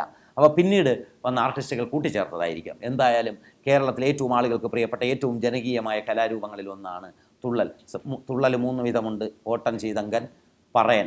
അതായത് ജാതി അനുസരിച്ചിട്ടാണ് തുള്ളൽ. അത് ജാതി വ്യത്യാസം കൊണ്ടല്ല, വ്യത്യസ്ത തരം തുള്ളലുകൾ. അപ്പോൾ തുള്ളൽ എവിടുന്ന് സ്വീകരിച്ചതെന്നുള്ളത് വ്യക്തമാണ്. ഏതൊക്കെ സമുദായങ്ങളിൽ നിന്ന് തുള്ളൽ വന്നു എന്നുള്ളത് അതിൽ നിന്ന് വളരെ വ്യക്തമാകുന്നു. ഇതേ സമയത്ത് തന്നെ വരേണ്യമെന്ന് വിശേഷിപ്പിക്കപ്പെടാവുന്ന ഒരു കലാരൂപം 17ാം നൂറ്റാണ്ടോടുകൂടി രൂപപ്പെട്ടു വരുന്നു: കഥകളി. കൂടിയാട്ടത്തിൻ്റെ സങ്കീർണത കുറയ്ക്കുകയാണ് യഥാർത്ഥത്തിൽ കഥകളി ചെയ്തത്. കൂടിയാട്ടം സംസ്കൃത നാടകങ്ങളെയാണ് പിന്തുടർന്നത്. എന്നാൽ തുള്ളലും കഥകളിയും അതല്ല ചെയ്തത്, ഹിന്ദു പുരാണേതിഹാസങ്ങളെയാണ് പിന്തുടർന്നത്. അതായത് അപ്പോഴേക്കും കേരളത്തിൽ ഹിന്ദു പുരാണേതിഹാസങ്ങൾ കാവ്യങ്ങളായി പ്രചരിച്ചു കഴിഞ്ഞിരുന്നു. എഴുത്തച്ഛൻ്റെ രാമായണം വരുന്നു, അതിനു മുമ്പ് കണ്ണശൻ്റെ രാമായണം വരുന്നു, അതിനു മുമ്പ് ചീരാമൻ്റെ രാമായണം വരുന്നു. ഇങ്ങനെ രാമായണം പ്രചരിച്ചു കഴിഞ്ഞു. ഹിന്ദു പുരാണങ്ങൾ എല്ലായിടവും പരിചിതമായി കഴിഞ്ഞിരുന്നു. അപ്പോൾ ഹിന്ദു പുരാണങ്ങളിലെ കഥകളെടുത്ത് പുതിയ ഒരു കലാരൂപം രൂപപ്പെടുത്തിയെടുക്കുന്നു. അത് രാമനാട്ടത്തിൽ നിന്ന് രൂപപ്പെടുത്തിയതാണ്. ഇത് ഡിസൈൻ ചെയ്ത് ഇന്നത്തെ രൂപത്തിലെത്തിയതാണ്. ഇത് കലാമണ്ഡലം ഗോപി ആശാനാണ് ഈ സുന്ദര രൂപത്തിൽ ഇരിക്കുന്നത്. അപ്പോൾ ഈ കഥകളിയിൽ ഒരു കാര്യം ശ്രദ്ധിച്ചു, അന്നത്തെ സമൂഹത്തിൻ്റെ മുഴുവൻ അംശങ്ങൾ അവരെടുത്തു. കഥകളിയിലെ സ്ത്രീവേഷം എൻ്റെ ഒരു ഉദാഹരണം. മുസ്ലിം സ്ത്രീയെ പോലല്ലേ ഇരിക്കുന്നത്. അറബി സംസ്കാരവുമായുള്ള പരിചയത്തിൻ്റെ ഭാഗമായിട്ടാണ് അതിലെ മിനുക്ക് വേഷങ്ങൾക്കെല്ലാം പാവാട, തല, ശിരോവരണമൊക്കെ ഉണ്ടല്ലോ. ഒരു മുസ്ലിം സ്ത്രീയാണ് നമുക്ക് അരഞ്ഞാണം, പാവാടയ്ക്ക് പുറത്തുകൂടെ ഉടുക്കുന്ന അരഞ്ഞാണം, അങ്ങനെയുള്ള വേഷവിധാനം, ഇതുവരെയുള്ള കുപ്പായം, ഇതെല്ലാം ഉണ്ട്. അങ്ങനെ അന്നത്തെ സമൂഹത്തിൽ ഉണ്ടായിരുന്ന സാംസ്കാരിക കലർപ്പുകൾ മുഴുവൻ കഥകളി പ്രതീകവൽക്കരിക്കുന്നുണ്ട്. അപ്പോൾ കാവു പാരമ്പര്യവും ക്ഷേത്ര പാരമ്പര്യവും ഒരർത്ഥത്തിൽ കഥകളിയിൽ ചെറുതായി സംയോജിക്കുന്നത് കാണാം. എങ്കിലും കാവു പാരമ്പര്യത്തെക്കാൾ, ജനകീയ പാരമ്പര്യത്തെക്കാൾ കൂടുതൽ ക്ലാസിക്കൽ പാരമ്പര്യത്തോട്, ക്ഷേത്ര പാരമ്പര്യത്തോടാണ് അതിന് അടുപ്പം. ഇതേ സമയത്ത് തന്നെ ഈ വിജ്ഞാനത്തിൻ്റെ കുത്തകയുള്ള ബ്രാഹ്മണൻ ആർക്കിടെക്ചറിൽ പുതിയ ശൈലികൾ കൊണ്ടുവരുന്നു. ക്ഷേത്ര നിർമ്മാണം തുടങ്ങുന്നു കേരളത്തിൽ. വാസ്തുശില്പത്തിന് മുമ്പേ 8ാം നൂറ്റാണ്ടോടുകൂടിയാണ് കേരളത്തിൽ, ഈ കുലശേഖര കാലത്ത് തന്നെയാണ് ക്ഷേത്രങ്ങൾ, ഹിന്ദു ക്ഷേത്രങ്ങളുടെ വരവ് തുടങ്ങുന്നു. ആദ്യം വന്ന വട്ടശ്രീകോവിലുകളാണ്. ഒരു തുറസായ സ്ഥലത്ത്, കാട് പിടിച്ച ഒരു സ്ഥലത്ത് ഏതെങ്കിലും ഒരു കല്ലോ വല്ലതും വെച്ച് ആരാധിച്ചിരുന്ന ജനകീയ കാവു പാരമ്പര്യത്തിൻ്റെ സ്ഥാനത്ത് ഭൂമിക്ക് പ്രത്യേകമായ മാർക്കിംഗ് നൽകി ഗണിതശാസ്ത്രം ഉപയോഗിച്ചുകൊണ്ട് വ്യക്തമായ ഭൂമിയെ മറ്റൊന്നാക്കി മാറ്റുന്ന, സ്ഥലത്തിന് പുതിയൊരു ഡയമെൻഷൻ നൽകുന്ന, സ്ഥലത്തിന് ദിവ്യത്വത്തിൻ്റെ പരിവേഷം നൽകുന്ന പുതിയൊരു സാങ്കേതിക ശാസ്ത്രം കൊണ്ടുവരുന്നു എന്നുള്ളതാണ് ആർക്കിടെക്ചറിൻ്റെ പ്രത്യേകത. ക്ഷേത്രത്തിൻ്റെ പ്രത്യേകത, ക്ഷേത്രത്തിൻ്റെ വാസ്തുശില്പം എല്ലാവർക്കും അറിയാം. നടുവിൽ ഗർഭഗൃഹം അല്ലെങ്കിൽ ശ്രീകോവിൽ, അതിനു ചുറ്റും വീണ്ടും ഒരു സ്ട്രക്ചർ കൂടി ഉണ്ടാക്കുന്നു. അവിടെയാണ് നമസ്കാര മണ്ഡപങ്ങളുള്ളത്. അതിലും കൽപ്പിച്ചു ബ്രാഹ്മണനിരുന്ന് നമസ്കരിക്കാവുന്ന സ്ഥലം. അതിനും പുറത്ത് നാലമ്പലത്തിന് ചുറ്റുമുള്ള പ്രത്യേകിച്ചൊരു സാധനം. എന്നിട്ടൊടുവിൽ ഒരൊറ്റ മതിൽക്കകത്ത് ഇതിനെല്ലാം കൂട്ടിയോജിപ്പിക്കുന്ന സങ്കീർണമായ ആർക്കിടെക്ചറൽ ശൈലി കൊണ്ടുവന്നത് ഈ ബ്രാഹ്മണൻ്റെ നേരത്തെ പറഞ്ഞ വൈജ്ഞാനിക ബോധം ആണ്. ആദ്യം ശ്രീകോവിലുകളായി, പിന്നീട് വട്ടം മാറിയിട്ട് ദീർഘവൃത്തത്തിലുള്ള ശ്രീകോവിലുകൾ വരാൻ തുടങ്ങുന്നു. ക്ഷേത്രങ്ങൾ ദീർഘവൃത്തമാകും. ഈ ദീർഘവൃത്തത്തിലുള്ള പല സാധനങ്ങളും ബുദ്ധമതത്തിൽ നിന്ന് സ്വീകരിച്ച്, ബുദ്ധമതത്തിൻ്റെയും ജൈനമതത്തിൻ്റെയും പല ആരാധനാലയങ്ങൾക്കും ദീർഘവൃത്തത്തിലുമാണ് നിർമ്മിച്ചിരിക്കുന്നത്. പിന്നീടാണ് ചതുരാകൃതിയിലുള്ള ക്ഷേത്രങ്ങളും വന്നു തുടങ്ങുന്നത് ദീർഘവൃത്തം കഴിയുന്നതോടുകൂടി. ഇങ്ങനെ കേരളത്തിൻ്റെ ഭൂപ്രകൃതിയിൽ പുതിയ സ്ഥലമാനങ്ങൾ സൃഷ്ടിച്ചുകൊണ്ട് ക്ഷേത്രങ്ങളുടെ വലിയ പാരമ്പര്യം. കാവുകളാകട്ടെ ഇതൊന്നും നിർമ്മിക്കപ്പെടാത്ത കാവുകളായി, ഇക്കോസിസ്റ്റംസായി, പ്രകൃതിയുമായുള്ള ആനുരൂപ്യത്തിൻ്റെ, പ്രകൃതിയുമായുള്ള ഒരു യുഗങ്ങളോളം പഴക്കമുള്ള ഒരു അനുരാഗബന്ധത്തിൻ്റെ ഭാഗമായി തുടർന്നു. എന്നാൽ ഇന്ന് അതല്ല. കാവുകളെ എന്ത് ചെയ്യുന്നു? കാവുകളെ കഴിയുന്നത്ര വെട്ടി വൃത്തിയാക്കുകയും അവിടെയൊക്കെ ഈ കാടും പടലുമൊക്കെ പിടിച്ചു കിടക്കുന്നതിന് വെട്ടി മാറ്റി നമ്മുടെ പുരോഗതി ബോധം വർദ്ധിച്ചു വന്നപ്പോൾ മഹാകവി വൈലോപ്പിള്ളി പോലും എഴുതി ഈ സർപ്പക്കാടൊക്കെ വെട്ടിക്കളയണം, ഈ പാമ്പിനെയൊക്കെ അടിച്ചോടിച്ചിട്ട് ഇവിടെ മനുഷ്യ പുരോഗതിയുടെ കൈകൾ നാട്ടണം എന്നൊക്കെ പറഞ്ഞു. പിൽക്കാലത്ത് വൈലോപ്പിള്ളിക്ക് അദ്ദേഹത്തിൻ്റെ വാർദ്ധക്യത്തിൽ മനസ്സിലായി താൻ ഒരു കാലത്ത് വാദിച്ച് സർപ്പക്കാവ് വെട്ടണം, കാട് മാറ്റണം എന്നുള്ളതല്ല, കാട് നിലനിർത്തുക തന്നെ വേണം. 77 സൈലൻറ്റ് വാലി പ്രക്ഷോഭം തുടങ്ങിയപ്പോൾ സൈലൻറ്റ് വാലി പ്രക്ഷോഭത്തിന് പിന്തുണ പ്രഖ്യാപിച്ചു. കവികൾ മാത്രമുണ്ടായിരുന്ന സമരമാണ്. കവികളും ശാസ്ത്ര സാഹിത്യ പരിഷത്തും മാത്രമുണ്ടായിരുന്ന ഒരു പ്രക്ഷോഭത്തിന് വൈലോപ്പിള്ളി ഒരു ദീർഘകാവ്യം എഴുതിക്കൊണ്ട് പിന്തുണ പ്രഖ്യാപിക്കുകയുണ്ടായി. വൈലോപ്പിള്ളി തൻ്റെ വാർദ്ധക്യത്തിൽ ഒരു തീവ്രമായ പരിസ്ഥിതി ബോധത്തിലേക്ക് തിരിച്ചു വന്ന് കാവുകൾ ആവശ്യമാണ്, കാവ് തീണ്ടാൻ പാടില്ല എന്ന് വൈലോപ്പിള്ളിക്ക് അറിയാമായിരുന്നു. ഇങ്ങനെ ക്ഷേത്രങ്ങൾ ഒരു വശത്ത് ശാസ്ത്രീയതയിലേക്ക് മാറുമ്പോൾ കാവുകൾ അവയുടെ പ്രാകൃതികത്വം നിലനിർത്തി. എന്നാൽ ഇന്ന് നമുക്കറിയാം കാവുകളുടെ എല്ലാ സ്ഥാനത്ത് കോൺക്രീറ്റ് സാധനങ്ങൾ നമ്മൾ ഉണ്ടാക്കി കൊണ്ടുവരികയും ഭദ്രകാളികളെ ഭഗവതികളാക്കി മാറ്റുകയും ഈ ദേവതകളെയൊക്കെ മറ്റൊരു തരം കൾച്ചറൽ അസിമിലേഷനോ കൾച്ചറൽ ട്രാൻസ്ഫറൻസിനോ വിധേയമാക്കുകയും ചെയ്തുകൊണ്ടിരിക്കുകയാണ്. ഇതിനെയൊന്നും നമുക്ക് ചെറുത്ത് നിർത്താൻ സാധ്യമല്ല. മാത്രമല്ല, കൊല്ലൻ പൂജിച്ചിരുന്നിടത്ത്, വാത്തി പൂജിച്ചിരുന്നിടത്ത്, വാത്തി മുടിയെടുത്തിരുന്നിടത്ത് പൂണൂലിട്ട ബ്രാഹ്മണൻ മടങ്ങി വരുന്നു. ഇതിനെല്ലാം സാധൂകരിക്കുന്നതിന് വേണ്ടി ദേവപ്രശ്നം എന്ന പ്രത്യയശാസ്ത്രവും നമ്മൾ ഉണ്ടാക്കിയിട്ടുണ്ട്. ദേവപ്രശ്നം നടത്തുക എന്ന് പറഞ്ഞാൽ ഒരു ക്ഷേത്രത്തിൽ 10 ലക്ഷം രൂപയുടെ ചിലവുണ്ടാക്കുക എന്നാണ് അതിൻ്റെ അർത്ഥം. ദേവപ്രശ്നം കണ്ടിട്ടുള്ള എത്ര പേരുണ്ട്? കാണേണ്ട ഒരു കലാരൂപമാണ്. അതായത് നാട്ടുകാരെ അവർ സാന്നിധ്യത്തിൽ വിശദമായി പറ്റിക്കുന്ന ഒരു പരിപാടിയായത്. ദേവപ്രശ്നത്തിൽ ഇങ്ങനെ ഓരോന്ന് ചോദിക്കും, എന്തോ അശുഭം കാണുന്നുണ്ടല്ലോ എന്ന് ചോദിക്കും. അപ്പോൾ ഉടനെ എന്തോ ഒരു കൊലപാതകം ഇവിടെ നടന്നിട്ടുണ്ടെന്ന് പറയും. ഉടനെ നമ്മുടെ നാട്ടിലെ ഒരു പ്രത്യേക വർഗ്ഗമുണ്ടല്ലോ, പഴമക്കാർ. 4000-5000 വർഷമൊക്കെ അമ്പലത്തിന് പഴക്കം പറയുന്ന വർഗ്ഗമാണ് പഴമക്കാർ. നമ്മൾ ഈ സാധാരണ ഡിസ്കോഴ്സിലേക്ക് കേട്ടിട്ടില്ലേ? പഴമക്കാർ പറയുന്നതനുസരിച്ച് ഈ ക്ഷേത്രത്തിന് 4000 വർഷം പഴക്കമുണ്ട്. ഈ അമ്പലത്തിലെ ഉത്സവം വരുമ്പോൾ പത്രങ്ങളിലൊക്കെ സപ്ലിമെൻറ്റ് വരും. ഈ സപ്ലിമെൻറ്റിൽ എല്ലാം കൂടി ഒരു കുരിയാല പോലെ ഇരിക്കുന്ന ഒരു സാധനമാണ് ഈ ക്ഷേത്രം. ഈ ക്ഷേത്രത്തിന് 4000 വർഷം ഒരു ഉളുപ്പില്ലാതെ പഴക്കം പറയുക. ഉത്സവ കമ്മിറ്റി നോട്ടീസിൽ അത് അടിക്കുന്നു, എന്നിട്ട് പത്രത്തിലടിക്കുന്നു. 4000 വർഷമേ, സിന്ധൂതട നാഗരികതയുടെ പഴക്കമാണ്. ക്ഷേത്രം എന്നൊരു സാധനമില്ല, ഹിന്ദുമതമില്ല. ഈ കാലത്ത് നമ്മുടെ നാട്ടിലെ ക്ഷേത്രത്തിന് കെട്ടക്കട്ടെ ഒരു 4000 വർഷം എന്നുള്ള മട്ടിൽ നമ്മൾ പഴക്കം കൽപ്പിക്കും. ഇതിന് പുറമേ ഉണ്ട് കുഴപ്പം. ഇതിനിടയ്ക്ക് ഈ ലെജൻഡുകളിൽ വന്ന ഒരു പരിവർത്തനം നമ്മൾ ശ്രദ്ധിക്കണം. പണ്ട് ക്ഷേത്രങ്ങളുടെ ഐതിഹ്യം പറയുമ്പോൾ ഒരു പുലയ സ്ത്രീ പുല്ലരിയാൻ പോകും. പുല്ലരിയാൻ പോകുമ്പോൾ അവരുടെ പുല്ലരിയുന്ന കത്തി ഒരു കല്ല് കയറി തട്ടും. അപ്പോൾ കല്ലിൽ ചോര വരും. അപ്പോൾ ഉടനെ തന്നെ പുല്ലരിയാൻ പോയ സ്ത്രീ ഓടി പേടിച്ച് നായർ ജന്മിയോടത് പറയും. അങ്ങനെ ജന്മിയുടെ വകയാണല്ലോ സ്ഥലം. ജന്മി ഉടനെ തന്നെ രാവിലെ ചെന്ന് ഇത് ക്ഷേത്രം സ്ഥാപിക്കും. പക്ഷേ കുറേ കാലം ഇങ്ങനെ ഈ ഐതിഹ്യങ്ങൾ നിലനിന്നു. ഈ അടുത്ത കാലത്തായിട്ട് ഇത്തരം ഐതിഹ്യങ്ങളില്ല. അല്ലെങ്കിൽ വില്ലുമംഗല സ്വാമിയാരെ ഇതൊക്കെ പ്രതിഷ്ഠിക്കുന്നത് എല്ലാ ഐതിഹ്യങ്ങളിലും. പോട്ട് വില്ലുമംഗലത്തിൻ്റെ കാര്യം മാറ്റുന്നത്. ഈ പുല്ലരിയുന്ന ദളിത സ്ത്രീ അപ്രത്യക്ഷയായി. അത് നിങ്ങൾ ശ്രദ്ധിച്ചോ? ദിവ്യ ബാലിക പ്രത്യക്ഷപ്പെടുകയാണ് ഇപ്പം. അപ്പോൾ ഈ നായർ ജന്മി അല്ലെങ്കിൽ നമ്പൂരി ജന്മി ഇങ്ങനെ രാവിലെ പറമ്പൊക്കെ നോക്കാൻ പോയപ്പോൾ പെട്ടെന്ന് ദിവ്യ ബാലിക. ഉടനെ പുള്ളിക്ക് പിടികിട്ടി ദിവ്യ ബാലികയാണ്. തിരിച്ചു വന്ന് കോവിൽ വയ്ക്കും. ഇങ്ങനെ ദിവ്യ ബാലികമാരാണ് ഇപ്പോൾ പ്രത്യക്ഷപ്പെട്ടുകൊണ്ടിരിക്കുന്നത്. ഇങ്ങനെ നമ്മുടെ നാട്ടിലെ ക്ഷേത്ര ഐതിഹ്യങ്ങൾ പരിശോധിച്ചാൽ അസംബന്ധത്തിൻ്റെ മഹാനാടകങ്ങൾ അതിനകത്ത് കാണാം. ഇതൊക്കെ ആത്മാർത്ഥമായി വിശ്വസിക്കാൻ ആളുണ്ട്. ഇപ്പോൾ ഈ സാധാരണ നാട്ടിൽ പറയാറുണ്ട്, ഒരു പൊതുയോഗം നടത്തി ആളെ കിട്ടൂല. സത്യമായി ഇത്രയും ആൾ വന്ന മഹാഭാഗ്യമായിട്ട് പൊതുയോഗത്തിന് ഇപ്പോൾ ആളെ കിട്ടാൻ റെസിഡൻസ് അസോസിയേഷൻകാരാണ് ഏറ്റവും വലിയ വിഷമിക്കുന്നത്. നിങ്ങളൊക്കെ അതിലൊക്കെ ഉള്ളവരായതുകൊണ്ട് അറിയാം. ഒരു മനുഷ്യൻ വരില്ല. അവസാനം കണ്ടുപിടിച്ചു പൊങ്കാല ഉണ്ടെന്ന് വയ്ക്കാമെന്ന് ഇതിൻ്റെ അടിയിൽ. അപ്പോൾ പെണ്ണുങ്ങളെല്ലാം വരും. കാരണം മറ്റാവശ്യത്തിനൊന്നും പോയി ഇല്ല എന്നുണ്ടെങ്കിൽ അന്നദാനം ഉണ്ടെന്ന് വെച്ചാലും മതി. എല്ലാവരും പട്ട് സാരിയൊക്കെ കൊടുത്ത് ഇറങ്ങിക്കോളും. ഇതില്ലെങ്കിൽ ഫുൾ ബോട്ടിൽ ഉണ്ടാകുമെന്ന് എഴുതണം. അപ്പോൾ പുരുഷന്മാരും വന്നോളും. ഞാൻ പറഞ്ഞു നോട്ടീസ് അടിക്കാമെന്ന് പറഞ്ഞു. റെസിഡൻസ് അസോസിയേഷൻ മീറ്റിങ്ങിൽ ആൾ വരുന്നത് റോഡിൽ മുഴുവൻ ആളുകൾ വേസ്റ്റ് കൊണ്ടിടുകയാണ്. ലോറിയിൽ കൊണ്ട് വേസ്റ്റ് ഇടുന്നു. ഇപ്പോൾ റോഡിലാണ്, തോട്ടിലാണ് ഇടുന്നത്.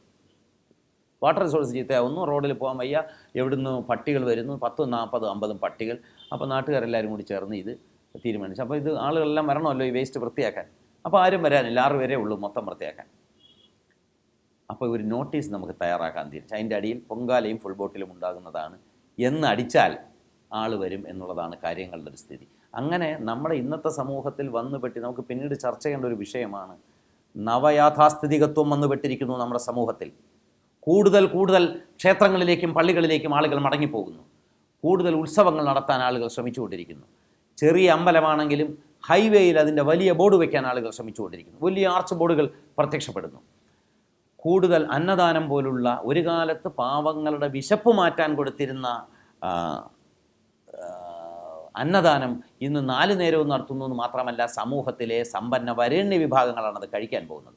ചെറുപ്പക്കാരാണ് കൂടുതൽ അനുഷ്ഠാനങ്ങളെക്കുറിച്ച് സംസാരിച്ചു കൊണ്ടിരുന്നത്. ഇങ്ങനെ നമ്മുടെ സമൂഹത്തിൽ വന്നുകൊണ്ടിരിക്കുന്ന ഈ നവയാഥാസ്ഥിതികത്വവും ഈ ന്യൂ റിച്വലൈസേഷനും പുതിയ അനുഷ്ഠാനീകരണവും നമ്മുടെ സമൂഹത്തെ മുന്നോട്ടല്ല കൊണ്ടുപോകുന്നത്. അത് സ്പർദ്ധകളിലേക്കും തകർച്ചകളിലേക്കും ആന്തരികമായ ദുരന്തങ്ങളിലേക്കുമാണ് കൊണ്ടുപോവുക.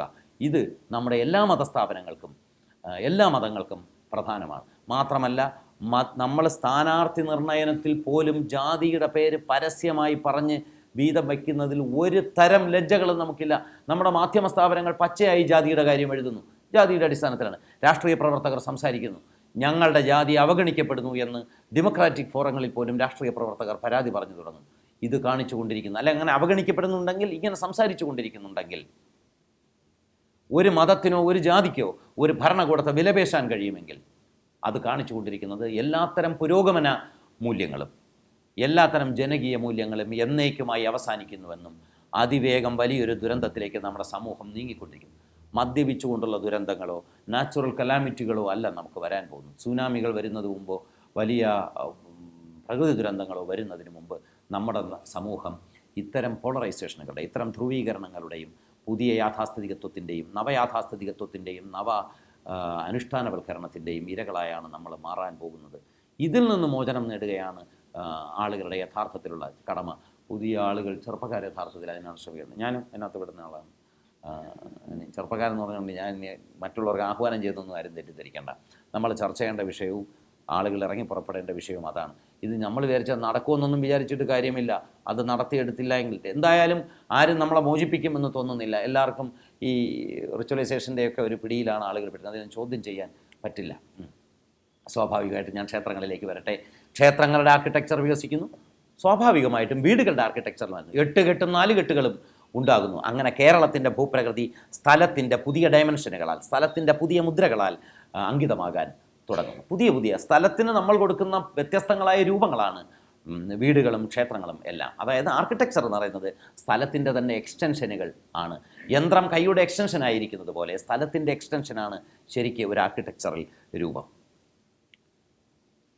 ഈ 4 കെട്ടിൻ്റേതുപോലുള്ള ഇത് ഈ സമയത്ത് ആകുമ്പോഴേക്കും നമ്മുടെ നാട്ടിൽ ആർക്കിടെക്ചർ എന്ന് പറഞ്ഞാൽ ശാസ്ത്രം മാത്രമല്ല, കല കൂടി വികസിക്കുകയാണ്.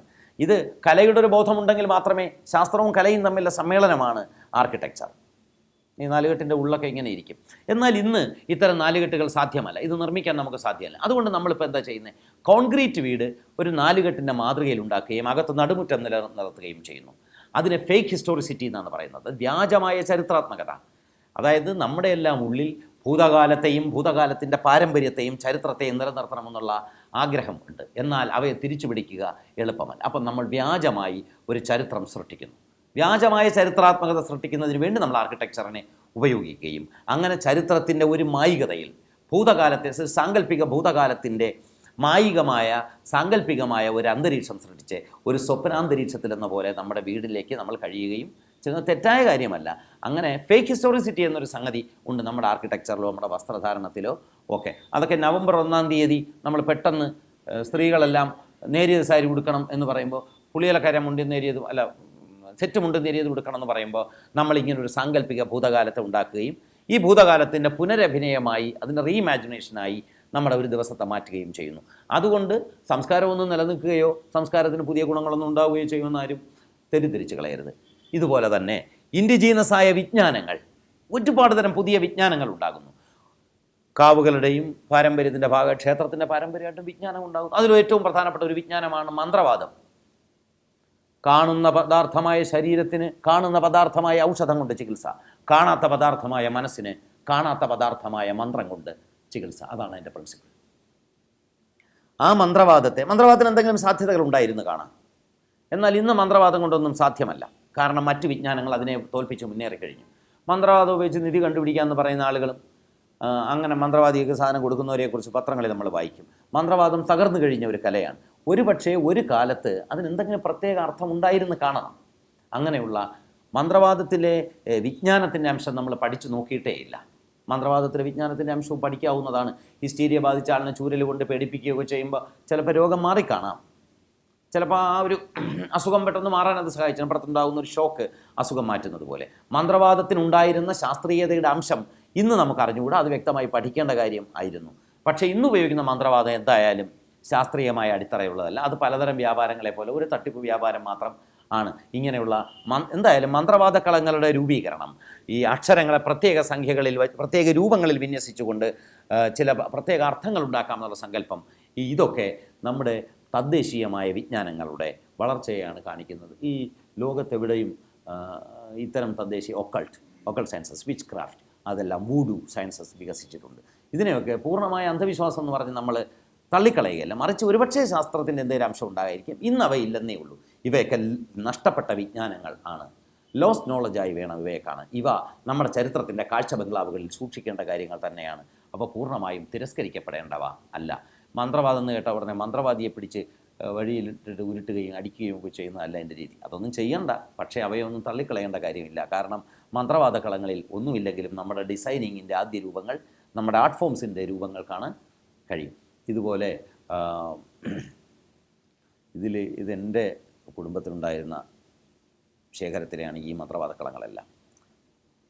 ഈ മന്ത്രവാദ പാരമ്പര്യം ആഠ്യ പാരമ്പര്യത്തിലും ഉണ്ട്, കാവു പാരമ്പര്യത്തിലും ഉണ്ട്. ഉദാഹരണം, ദുർമന്ത്രവാദം ചെയ്യുന്ന ഏറ്റവും പ്രധാനപ്പെട്ട ചില കുടുംബങ്ങൾ ബ്രാഹ്മണ കുടുംബങ്ങളാണ്. കാട്ടുമാടം, ആണ്ടലാട്, ഇതെല്ലാം സൂര്യകാലടി, ഇതെല്ലാം വളരെ പ്രധാനപ്പെട്ട ബ്രാഹ്മണ ഭവനങ്ങളാണ്. ഈ ബ്രാഹ്മണ കുടുംബങ്ങളിലെ ഇതുണ്ടായി. സൂര്യകാലടി മരിച്ച തന്നെ അറിയാമല്ലോ, യക്ഷിയുടെ ശാപം കൊണ്ട്. സൂര്യകാലടി യക്ഷികളെ തറയ്ക്കലായിരുന്നു. സൂര്യകാലടി മന കോട്ടയത്താണ്, ടൗണിൽ നിന്ന് അധികം ദൂരെയല്ല. സൂര്യകാലടിയിൽ യക്ഷികളെ, സ്ത്രീകളെ, ഉന്മാദിനികളായ സ്ത്രീകളാണ് യക്ഷികൾ. അവരെ പുരുഷന്മാരെ കൊന്ന് ചോരയൂറ്റി കുടിക്കുന്നു. അതായത് സ്ത്രീയെക്കുറിച്ചുള്ള, സ്ത്രീയുടെ സൗന്ദര്യത്തെക്കുറിച്ചും വശ്യശക്തിയെക്കുറിച്ചുള്ള പുരുഷൻ്റെ ഭയമാണ് യക്ഷിരൂപം എന്നുള്ള ലെജൻഡുകളായി മാറിയത്. അങ്ങനെയുള്ള സ്ത്രീകളെ നശിപ്പിക്കുന്ന പുരുഷനാണ് ഈ മന്ത്രവാദി. അവസാനം ഒരു സൂര്യകാലടിയെ യക്ഷി ശപിച്ചു, മൂത്രം മുട്ടി മരിച്ചു പോകട്ടെ എന്ന്. സൂര്യകാലടി മൂത്രമൊഴിക്കണമെന്ന് തോന്നുകയും മൂത്രമൊഴിക്കാൻ പറ്റാതായി തീരുകയും ചെയ്ത് മൂത്രം മുട്ടിയാണ് മരിച്ചത്. അത് സ്ത്രീയുടെ ശാപം ആയിരുന്നു. ഞാൻ ആ യക്ഷിക്കഥയിൽ വിചാരിച്ചിട്ടുള്ളത്, അത് നമ്മുടെ സ്ത്രീയുടെ പ്രതികാരത്തിൻ്റെ, പുരുഷമേൽക്കോയ്മയ്ക്കെതിരെയുള്ള സ്ത്രീയുടെ പ്രതികാരത്തിൻ്റെ ഒരാവിഷ്കാരമാണ് സൂര്യകാലടിയുടെ കഥയിലുള്ളത്. ആ മൂത്രം മുട്ടി മരിക്കൽ വെറും ഒരു സാധാരണ മരണത്തിൻ്റെ രംഗമല്ല, മറിച്ച് പുരുഷമേൽക്കോയ്മയുണ്ടല്ലോ, ഒരു ഫാലിക് സിമ്പൽ ഉപയോഗിച്ച് പുരുഷൻ സ്ത്രീക്ക് മേലുണ്ടാക്കി വച്ചിരിക്കുന്ന മേൽക്കോയ്മ, അധികാര സ്ഥാപനത്തിൽ, അതിനെതിരെ യക്ഷി നടത്തുന്ന, കാവു പാരമ്പര്യത്തിൽ നിന്ന് വരുന്ന യക്ഷി ക്ഷേത്ര പാരമ്പര്യത്തിനെതിരെ നടത്തുന്ന കലാപത്തിൻ്റെയും പ്രതിഷേധത്തിൻ്റെയും പ്രതീകമാണ് ആ ശാപം. യക്ഷികൾ കാവുകളിൽ നിന്നും പാലമരങ്ങളിൽ നിന്നുമാണ് വരുന്നത്. യക്ഷി കാവുവിൻ്റെ ഈ പ്രതീകവും സൂര്യകാലടി ക്ഷേത്രത്തിൻ്റെ പ്രതീകവും ആണ്. ഞാൻ വെറുതെ വ്യാഖ്യാനിച്ചതല്ല, മറിച്ച് അതിനകത്ത് അത്തരം ഒരു സാധ്യതയാണ് കിടക്കുന്നത്. ഈ സൂര്യകാലടിക്കൊക്കെ ഉണ്ടായ ഏറ്റവും വലിയ കുഴപ്പം പിൽക്കാലത്ത് ആളുകൾ മാന്ത്രിക നോവൽ എഴുതുമെന്ന് അവർ വിചാരിച്ചിരുന്നില്ല. ഈ പാവപ്പെട്ട അമ്പൂരിമാരെയൊക്കെ ഈ മന്ത്രവാദികളെയൊക്കെ വെച്ച് 100 കണക്കിന് മാന്ത്രിക നോവലുകളാണ് മലയാളത്തിൽ ഉണ്ടായിട്ടുള്ളത്. അത് PV തമ്പിയാണ് ഇത് തുടങ്ങിയത്. ശ്രീകുമാരൻ തമ്പിയുടെ ചേട്ടനായ PV തമ്പി ശ്രീകൃഷ്ണ പരുന്തെന്ന പേര്, കൃഷ്ണപരുന്തെന്ന് പറഞ്ഞ ഒരു നോവൽ എഴുതി. മനോരാജ്യം എന്നൊരു വാരികയുണ്ടായിരുന്നു, അത് ഡോക്ടർ ജോർജ് തോമസിൻ്റെ. ഇപ്പോഴില്ല, അത് അവരുടെ കുടുംബമൊക്കെ തകർന്നു പോയി, അത് നിർത്തിപ്പോയി. ആ വാരികയിലാണ് ഇത് അടിച്ചു വന്നത്. അത് മോഹൻലാലിനെ നായകനാക്കി മലയാളത്തിലൊരു പോപ്പുലർ സിനിമയായിട്ട് ശ്രീകൃഷ്ണ പരുന്തെന്നാണ് അതിൻ്റെ പേര്. കൃഷ്ണപരുന്തെന്നായിരുന്നു നോവലിൻ്റെ പേര്. അങ്ങനെ PV തമ്പി തുടങ്ങി വെച്ച മലയാളത്തിലെ ഒരു പ്രസ്ഥാനമാണ് മാന്ത്രിക നോവൽ. ഈ മാന്ത്രിക നോവലിനെ തുടർന്ന് ഏറ്റുമാനൂർ ശിവകുമാർ, കോട്ടയം പുഷ്പനാഥ് തുടങ്ങിയ ഒരുപാട് ആളുകൾ മാന്ത്രിക നോവലുകൾ എഴുതിയും കേരളത്തിലെ ജനപ്രിയ സാഹിത്യ രൂപത്തിലെ ഒരു പ്രധാനപ്പെട്ട ശാഖയായി വികസിക്കുകയും ചെയ്തു. ഒരു മാന്ത്രിക നോവലിസ്റ്റിനെ കുറിച്ചുള്ള കഥ ഞാൻ പറഞ്ഞോട്ടെ. ഒരു മാന്ത്രിക നോവലിസ്റ്റ് പ്രസിദ്ധനാണ്, ആളാരെന്ന് ചോദിക്കരുത്. മാന്ത്രിക നോവലിസ്റ്റ് രാത്രി വീട്ടിൽ പോവുകയായിരുന്നു. 12 മണിക്കാണ് പോയത്.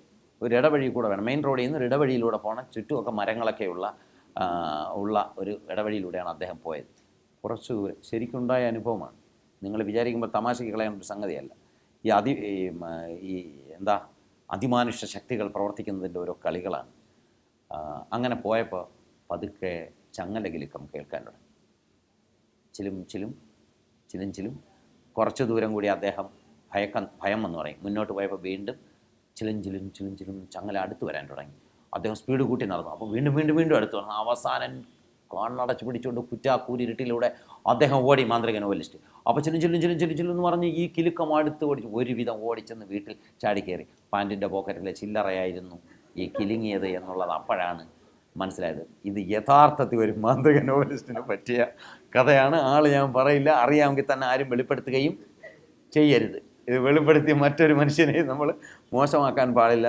തമാശകളെപ്പോഴും അങ്ങനെ ആണ്.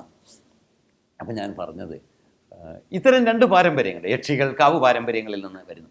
ഇതുപോലെ എല്ലാ വിജ്ഞാന ശാഖകളിലും ഇതേ മാറ്റം, 2 തരം പാരമ്പര്യങ്ങൾ ഇങ്ങനെ ഉണ്ടാവുകയും പിൽക്കാലത്ത് അവ കൂട്ടിയോജിക്കുകയും ചെയ്യുന്നതായി കാണാം. ഇതിൻ്റെ ഒരു ഉദാഹരണം, വിദ്യാഭ്യാസത്തിൻ്റെ ഒരു പാരമ്പര്യം.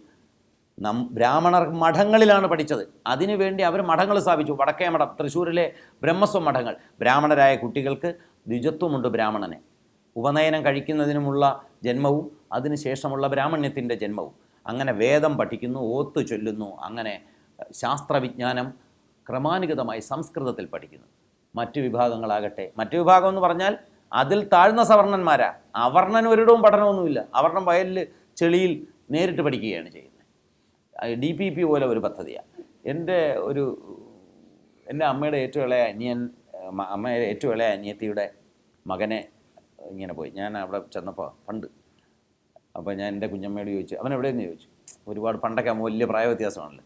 അപ്പോൾ അവൻ DPP പഠിച്ചുകൊണ്ടിരിക്കുകയാണ്. അപ്പോൾ ഒരു ചാലിൽ കിടക്കുക, ഈ വാഴപ്പണയുടെ ഇടയിലുള്ള ചാലില്ല. കാരണം പ്രകൃതി പഠനം എന്നൊരു വകുപ്പുണ്ട്. അപ്പോൾ ഇവൻ യഥാർത്ഥ പ്രകടന പഠനത്തിനൊന്നും താല്പര്യം, അവന് ഈ ചാലിൽ കിടക്കാനാണ് താല്പര്യം. അവൻ അതിൽ കളിക്കാൻ വേണ്ടി ഇത് DPPയിലുള്ളതാണെന്ന് പറഞ്ഞ് കുഞ്ഞമ്മയെ വിശ്വസിപ്പിച്ചിരിക്കുക. ഇവിടുന്ന് പല സാധനങ്ങളും കൊണ്ടുപോകണം സ്കൂളിൽ. അപ്പോൾ അത് മീൻ പിടിച്ചിട്ട് ഒരു പ്ലാസ്റ്റിക് കവറിലടച്ച് സ്കൂളിൽ കൊണ്ടുപോയി കാണിക്കണം. ഒരു കണക്കിൽ നല്ലതാണ്, ഒരു കണക്കിൽ ആപത്തും ഉണ്ട് അതിനകത്ത്. അങ്ങനെ അധകൃത ജാതികൾ പ്രകൃതി പഠനം നടത്തിക്കൊണ്ടിരിക്കുകയായിരുന്നു. അവരിങ്ങനെ നെല്ലുണ്ടാക്കുകയും ഇങ്ങനെ ചുമ്മാ ഇരുന്ന് ചിന്തിക്കുന്നവർക്ക് വേണ്ടിയുള്ള കാര്യങ്ങൾ തിന്നണമല്ലോ, അത് തീറ്റ സാധനം ഉണ്ടാക്കി. എന്നാൽ ചിന്തിക്കുന്നവരാകട്ടെ രാവിലെ മുതൽ ചിന്തിച്ചുകൊണ്ടിരിക്കും. എൻ്റെ ഒരു സഹപ്രവർത്തകൻ പണ്ട് പറഞ്ഞിരുന്നു, 3 ദിവസം ജോലി ചെയ്തില്ല, ഒരു ജോലിയും ചെയ്തില്ല. എന്തിയായിരുന്നു ചോദിച്ചപ്പോൾ ചിന്തിക്കായിരുന്നു എന്ന് പറഞ്ഞു 3 ദിവസം. അപ്പോൾ അത് ന്യായമായിട്ട് നോക്കി അയാളുടെ തൊഴിലിൻ്റെ ഭാഗമായതുകൊണ്ട്, അയാളൊരു അനാർക്കിസ്റ്റ് ആയതുകൊണ്ട് ആരും ഒന്നും മിണ്ടാത്തതാണ്. മറ്റു സവർണ ജാതികൾ കളരിയിലാണ്. അവിടെ മഠമുണ്ടെങ്കിൽ ഇവിടെ കളരിയിലാണ് പോയി പഠിച്ചത്. അപ്പോൾ കളരികൾ ആയുധ പരിശീലനത്തിൻ്റെയും വിജ്ഞാനത്തിൻ്റെയും കേന്ദ്രങ്ങൾ, ചികിത്സയുടെയും കേന്ദ്രങ്ങളായി വികസിച്ച് വരുന്നു. ഈ കളരി പാരമ്പര്യമാണ് പിന്നീട് തോക്കിൻ്റെ പാരമ്പര്യം വന്ന കൊളോണിയൽ ശക്തികൾക്ക് മുമ്പിൽ തകർന്നു വീണത്. അതോടുകൂടി നാടോടി നായകന്മാർക്ക് വീര്യം നഷ്ടപ്പെട്ടു. വലിയ പോരാട്ട വീരന്മാരനായിരുന്ന തച്ചോളി ഉദയനനും പാലാട്ട് ഓമനും ആരോമൽ ചേകവർക്കും ഒന്നും പ്രസക്തി ഉണ്ടായതേയില്ല തോക്കിൻ്റെ മുന്നിൽ. അങ്ങനെ കളരികൾ ഒരു ഭാഗത്ത് വളരുന്നു, മറുവശത്ത് മഠം വളരുന്നു. ഇങ്ങനെ മന്ത്രവാദം ഉണ്ടെങ്കിൽ മറുവശത്ത് ആയുർവേദം വളർന്നു വരുന്നു. ഇങ്ങനെ വ്യക്തമായ രണ്ട് ധാരകൾ നമ്മുടെ സമൂഹത്തിൽ രൂപപ്പെടുന്നു. ഇങ്ങനെ ഇവ രൂപപ്പെട്ട് വരുമ്പോൾ ഇവയ്ക്ക് സംയോജിക്കാൻ ഒരിടം വേണം. ഈ സംയോഗത്തിൻ്റെ ഇടങ്ങളായിരുന്നു ഉത്സവങ്ങൾ. നമ്മുടെ സംസ്കാരത്തിലെ ഏറ്റവും പ്രധാനപ്പെട്ട ഘടകമായി നമ്മൾ കാണേണ്ടത് ഉത്സവങ്ങളെ. ചെനക്കത്തൂർ പൂരമാണ് ഈ കാണുന്നത്. ഒരു ഉത്സവത്തിലെങ്കിലും പങ്കിട്ടില്ലാത്ത ഇതേതെന്ന് ആർക്കെങ്കിലും പറയാമോ? കേരളത്തിലെ ഏറ്റവും മനോഹരമായ ഉത്സവമാണിത്. ആറാട്ടുപുഴ പൂരം. ആറാട്ടുപുഴ പൂരത്തിൻ്റെ പ്രത്യേകത, ആറാട്ടുപുഴ പൂരം നടക്കുന്ന സ്ഥലത്ത് 60-ലധികം ആനകൾ വരും. ഈ ക്ഷേത്രത്തിൽ എല്ലാ ഉപദേവതകളും ആറാട്ടുപുഴ തേവരുടെ അവിടെ നിൽക്കുകയാണ്. തൃപ്രയാർ നിന്ന് ഇവരുടെ എല്ലാം അധ്യക്ഷനായ ശ്രീരാമൻ വരണം. ശ്രീരാമനെ കാത്തു നിൽക്കുകയാണ്. രാത്രി മുതലേ ഇങ്ങനെ ഓരോ ദൈവങ്ങൾ വന്ന് ആറാട്ടുപുഴ തേവരുടെ അടുത്ത് നിൽക്കുകയാണ്. ശാസ്താവാണ്. തൃപ്രയാർ തേവർക്കൊരു പ്രത്യേകതയുണ്ട്. സ്വന്തം വഴിയിലൂടെ മാത്രമേ നടക്കൂ. തൃപ്രയാർ ആറാട്ടുപുഴയ്ക്ക് ഒരു വഴിയുണ്ട്, തേവരുടെ റോഡാണ്. ആ റോഡിലൂടെ മാത്രമേ അദ്ദേഹം വരൂ. പക്ഷേ വരുന്ന വഴിക്കൊരു പുഴയുണ്ട്. പുഴയിൽ പാലമുണ്ട്. പാലം സർക്കാരിൻ്റെ വകയാണ്. ദൈവത്തിന് കയറാൻ പറ്റില്ല. തേവർ അതുവഴി പോയില്ല. അപ്പോൾ എന്ത് ചെയ്യും? അവിടെ വന്നിട്ട് വിഗ്രഹത്തിനെ എഴുന്നള്ളിച്ച് ഇറക്കി, ആനപ്പുറത്ത് നിന്ന് ഇറക്കി വള്ളത്തിൽ കയറ്റി കരക്കയറ്റും. ആന സർക്കാരിൻ്റെ റോഡിൽ നടന്നിങ്ങി വരും. എന്നിട്ട് ഈ തേവരെ വീണ്ടും എടുത്ത് കയറ്റി രാത്രി മുഴുവൻ മേളം നടക്കുകയാണ്, ഉത്സവം നടക്കുകയാണ്. രണ്ട് സൈഡും തെങ്ങിൻ തോപ്പുകൾ, നടുക്കി നീണ്ട വയൽ, ഒഴിഞ്ഞു കിടക്കുന്ന വയൽ. ഈ വയലിനെ കിഴക്ക് ഭാഗത്ത് നിന്ന് പടിഞ്ഞാട്ട് നോക്കിയിരിക്കുന്ന ക്ഷേത്രം. പുലർച്ചയാകാറാകുമ്പോഴേക്കും സ്വന്തം വഴിയിലൂടെ തൃപ്രയാർ തേവർ എഴുന്നള്ളിക്കഴിഞ്ഞിരിക്കും. അപ്പോഴേക്കും ദൂരെയായിട്ട് കാണാം. ഇവിടെയാണ് ഈ 60 ആനകളും കാത്തു നിൽക്കുകയാണ്. 60 ഉപദേവന്മാർ, പല സ്ഥലങ്ങളിൽ നിന്നെത്തിയ ദേവന്മാരാണ്. തൃപ്രയാർ തേവരെ വരവേൽക്കണം. അപ്പോഴേക്കും സൂര്യൻ കിഴക്കുദിക്കാൻ തുടങ്ങുന്നു. അരുണോദയം വരികയായി. അപ്പോൾ ഈ ആനകൾ മുഴുവൻ ഇങ്ങനെ പോയി അവിടെ ചെന്ന് അധ്യക്ഷനായ തേവരെ സ്വീകരിച്ച് ഇങ്ങനെ തിരിഞ്ഞു നിൽക്കുന്നു. 10-65 ആനകൾ. രണ്ടു ഭാഗത്തും ഇങ്ങനെ മൂടൽമഞ്ഞ് ഇങ്ങനെ പറ്റിക്കിടക്കുന്നു. സൂര്യനിൽ ഇങ്ങനെ ഉദിച്ചു വരുന്നു തീവട്ടികളുടെ വെളിച്ചം. ഈ 64 ആനകളിലും അലങ്കരിച്ചു വച്ചിരിക്കുന്ന ബിംബങ്ങളുടെയും നെറ്റിപ്പട്ടങ്ങളുടെയും അതിപ്രഭാമയത. എന്നിട്ട് ഇവരെല്ലാവരും ഒരുമിച്ച് നേരെ ഇങ്ങനെ വരുന്ന പാനോരമിക് ദൃശ്യം. ഇതാണ് കേരളത്തിലെ ഏറ്റവും മനോഹരമായി ഡിസൈൻ ചെയ്യപ്പെട്ട ഉത്സവം. ഈ ഉത്സവവേദികൾ, ഇത്തരം ഉത്സവം, തൃശ്ശൂർ പൂരമായാലും ആറ്റുകാൽ പൊങ്കാലയായും ഉൾപ്പെടെയുള്ള ഉത്സവവേദികൾ ഒരർത്ഥത്തിൽ കേരളത്തിലെ അധികാരത്തിൻ്റെ സംസ്ഥാപനത്തിനു വേണ്ടി ഉപയോഗിക്കപ്പെട്ട, എല്ലാ വിഭാഗത്തിൽപ്പെട്ട ആളുകൾക്കും പരസ്പരം സമ്മിശ്രണം ചെയ്യുന്നതിന് വേണ്ടി ഉപയോഗിക്കപ്പെട്ട വേദികളായിരുന്നു. ജ്ഞാനത്തിൻ്റെ സംസ്ഥാപനത്തിന് ഉപയോഗിക്കപ്പെട്ട വേദികളായിരുന്നു. യഥാർത്ഥത്തിൽ ഒരു ഉത്സവ സ്ഥലത്തെ എല്ലാത്തരം മനുഷ്യർക്കും, ഉത്സവത്തിനാകുമ്പോൾ കള്ളു കുടിക്കുന്നവനും ലൈസൻസ് ഉണ്ട്, കവർപ്ലേ കളിക്കുന്നവനും കട്ടയം പടം കളിക്കുന്നവനും ആനമയിലൊട്ടകക്കാരന് എല്ലാം ഒരു ദിവസത്തേക്ക് ലൈസൻസ് കിട്ടുന്ന സ്ഥലമാണ്. അന്ന് ഇച്ചിരി ബഹളം ഉണ്ടാക്കിയാൽ ആരും വഴക്ക് പറയില്ല, പിറ്റേ ദിവസം പറ്റില്ലെന്നേ ഉള്ളൂ. എല്ലാത്തരം കലകളും വരുന്നു, ജനകീയ കലകൾ വരുന്നു. അമ്പലത്തിനകത്ത് കയറ്റാൻ പറ്റാത്ത കലകളും സാധ്യമാകുന്നു ഉത്സവ സ്ഥലത്ത്. ഈ ഉത്സവ സ്ഥലത്താണ് ജന്മി തൻ്റെ ആഘോഷമായ പുറപ്പാട് നടത്തുന്നത്. ക്ഷേത്രത്തിനകത്തിരിക്കുന്ന ദേവൻ ജനങ്ങളുടെ ഇടയിലേക്ക് പുറത്തിറങ്ങി വരുന്നതും ഉത്സവത്തിനാണ്. പറയെഴുന്നള്ളത്ത് നടത്തുമ്പോൾ ദൈവം എന്താ ചെയ്യുന്നത്? ദൈവം തൻ്റെ ആശ്രിതന്മാരെ കാണുന്നതിന് വേണ്ടി ഗ്രാമത്തിലെ ദിക്കുകളിലേക്ക് ഇറങ്ങിയിരുന്നു. ഭദ്രകാളി പറണേറ്റിന് മുമ്പ് ദിക്കുബലി നടത്തുന്നു. 4 ദിക്കുകളിലും പോയി തൻ്റെ ഭക്തജനങ്ങൾക്ക് സുഖം തന്നെയല്ലേ എന്ന് ആരായുന്ന ചടങ്ങാണത്. ഇങ്ങനെ ദേവൻ ജനങ്ങളുടെ സുഖം ആയാൻ വേണ്ടി ഇറങ്ങി വന്ന് ജനകീയവൽക്കരിക്കപ്പെടുന്നു. അപ്പോൾ ജനങ്ങൾക്ക് നേരിട്ട് പറയാം. ഈ പുറപ്പാടിൻ്റെ, ദൈവത്തിൻ്റെ പുറപ്പാട് പോലെ തന്നെ ആഘോഷമായിട്ട് പുറപ്പാടുകൾ നടത്തുന്നു. നാട്ടിലെ അധികാരി വരുന്നു, ജന്മി വരുന്നു, നാടുവാഴി വരുന്നു. ഇതിൻ്റെ ഏറ്റവും ഉയർന്ന രൂപമായിരുന്നു മാമാങ്കം. തിരുവാനാവായിൽ നടന്ന മാമാങ്കത്തിൽ സംഭവിക്കുന്നത് സാമൂതിരിയുടെ എഴുന്നള്ളത്താണ്. സാമൂതിരിയുടെ സാമന്ത രാജാക്കന്മാർ മുഴുവൻ സാമൂതിരിയോട് വിധേയത്വം പ്രഖ്യാപിച്ചുകൊണ്ട് ഓരോ ദിവസവും ഓരോ നാട്ടിലെ നാടുവാഴി സാമൂതിരിക്ക് അകമ്പടി സേവിക്കുന്നു. ഓരോ നാടുവാഴിയുമായി അകമ്പടി സേവിക്കുമ്പോൾ സംഭവിക്കുന്നത് എന്താ? സാമൂതിരിയുടെ അധികാരം ഓരോ നിമിഷവും ഊട്ടിയുറപ്പിക്കപ്പെടുന്നു. ഓരോ നാടുവാഴിയും തനിക്കുമേലുള്ള സാമൂതിരിയുടെ അധികാരം സമ്മതിച്ചു കൊടുക്കുന്നു. അതുവഴി നാട്ടിലെ ജനങ്ങൾക്ക് മുഴുവൻ ഒരു സന്ദേശമാണ് അധികാര സ്ഥാപനം നൽകുന്നത്. നിങ്ങളെല്ലാവരും എൻ്റെ അധികാരത്തിന് കീഴിലാണ്, ഈ അധികാര സ്ഥാപനത്തിന് കീഴിലാണ് എന്ന സന്ദേശമാണ് നൽകുന്നത്. അങ്ങനെ അധികാരത്തിൻ്റെ സ്ഥാപനത്തിന് വേണ്ടിയാണ് യഥാർത്ഥത്തിൽ ഉത്സവങ്ങൾ ഉപയോഗിക്കപ്പെട്ടത്. കേരളത്തിലെ ബ്രാഹ്മണാധികാരവും അവർ നിർമ്മിച്ച ക്ഷത്രിയാധികാരവും അങ്ങനെ എല്ലാത്തരം അധികാര രൂപങ്ങളും ജനങ്ങളുടെ ജീവിതത്തിൻ്റെ ഭാഗമായി തീരുകയും ജനങ്ങൾ അംഗീകരിക്കുന്ന ഒരു വ്യവസ്ഥയായി മാറുകയും ചെയ്യാനാണ് ഉത്സവങ്ങൾ ഉപയോഗിച്ചത്. ഈ ഉത്സവങ്ങളിൽ തന്നെ ജനങ്ങൾ പ്രതിഷേധിക്കാതിരിക്കണം. അതുകൊണ്ട് എല്ലാ അവസരങ്ങളും തുറന്ന് കൊടുക്കുന്നു ആളുകൾക്ക്. എന്തും ചെയ്യാം, ഉത്സവത്തിൽ പങ്കെടുക്കാം, സാധനം വാങ്ങാം, ആരും കലാപം ഉണ്ടാക്കുന്നില്ല. ഉത്സവം അതിനുള്ള വേദി ഒരുക്കുന്നു. തത്തുല്യമായ വേദികളാണ് യൂറോപ്പിലെ കാർണിവലുകൾ. കടുത്ത അധികാരമുള്ള പെസൻട്രിക്ക്, അതായത് കർഷക ജനതയ്ക്ക്, നമ്മളതുപോലുള്ള അടിസ്ഥാന വർഗത്തിന് ഒരു അവകാശവും അധികാരവുമില്ല യൂറോപ്പിൽ. അധികാരം മുഴുവൻ രാജാവിനും പ്രഭുവിനും നൈറ്റ്സിനും, ഏറ്റവും വലിയ അധികാരം ബിഷപ്പിനുമാണ്.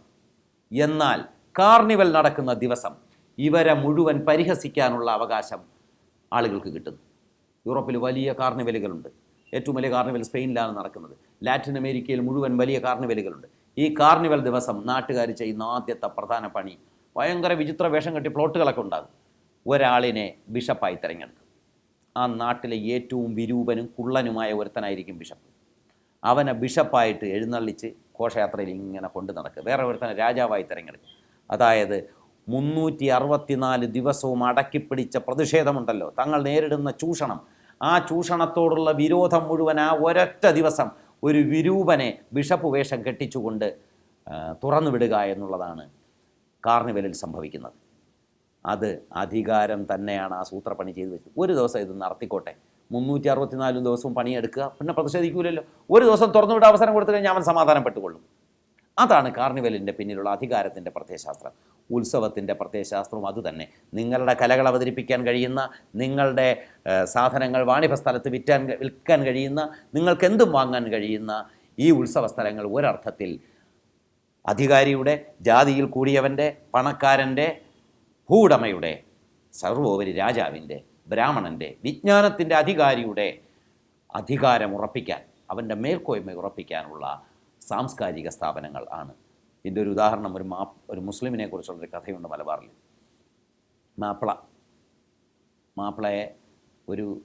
മാപ്പിളയുടെ സുഹൃത്ത് തെയ്യം കാണാൻ ക്ഷണിച്ചു. തെയ്യം, എൻ്റെ വീട്ടിൽ തെയ്യമുണ്ട്, വരണം, കുടുംബസമേതം വരണം എന്ന് പറഞ്ഞു. കുടുംബസമേതം ചെന്നു. അങ്ങനെ വീട്ടിൽ താമസിച്ചു. നാളെ വൈകുന്നേരമാണ് തെയ്യം കണ്ടിട്ട് പോയത്. അദ്ദേഹം ഭാര്യയും കുഞ്ഞുങ്ങളും ഒക്കെ ആയിട്ട് ചെന്നു. അവിടെ ചെന്നപ്പോൾ വൈകുന്നേരം ആയപ്പോൾ, രാവിലെ ആയപ്പോൾ ഒരാൾ കറുത്ത മുണ്ടൊക്കെ എടുത്ത് പുറത്തൊക്കെ ഇട്ട് ഇങ്ങനെ ചെന്ന് ആചാരപൂർവ്വം തൊഴുത്, ഈ വീട്ടുടമെ ഇയാളുടെ സുഹൃത്തിനെ തൊഴുത്, കാലിൽ തൊട്ട് തൊഴുത് ദക്ഷിണ വാങ്ങിച്ച് തിരിച്ചുപോയി. അപ്പം മാപ്പിള ചോദിച്ചു, ഇതാരാന്ന് ചോദിച്ചു. കാണിച്ചു തരാമെന്ന് പറഞ്ഞു. ഇതൊക്കെ നമ്മുടെ ഇവിടുത്തെ ഒരാളാന്ന് പറഞ്ഞു.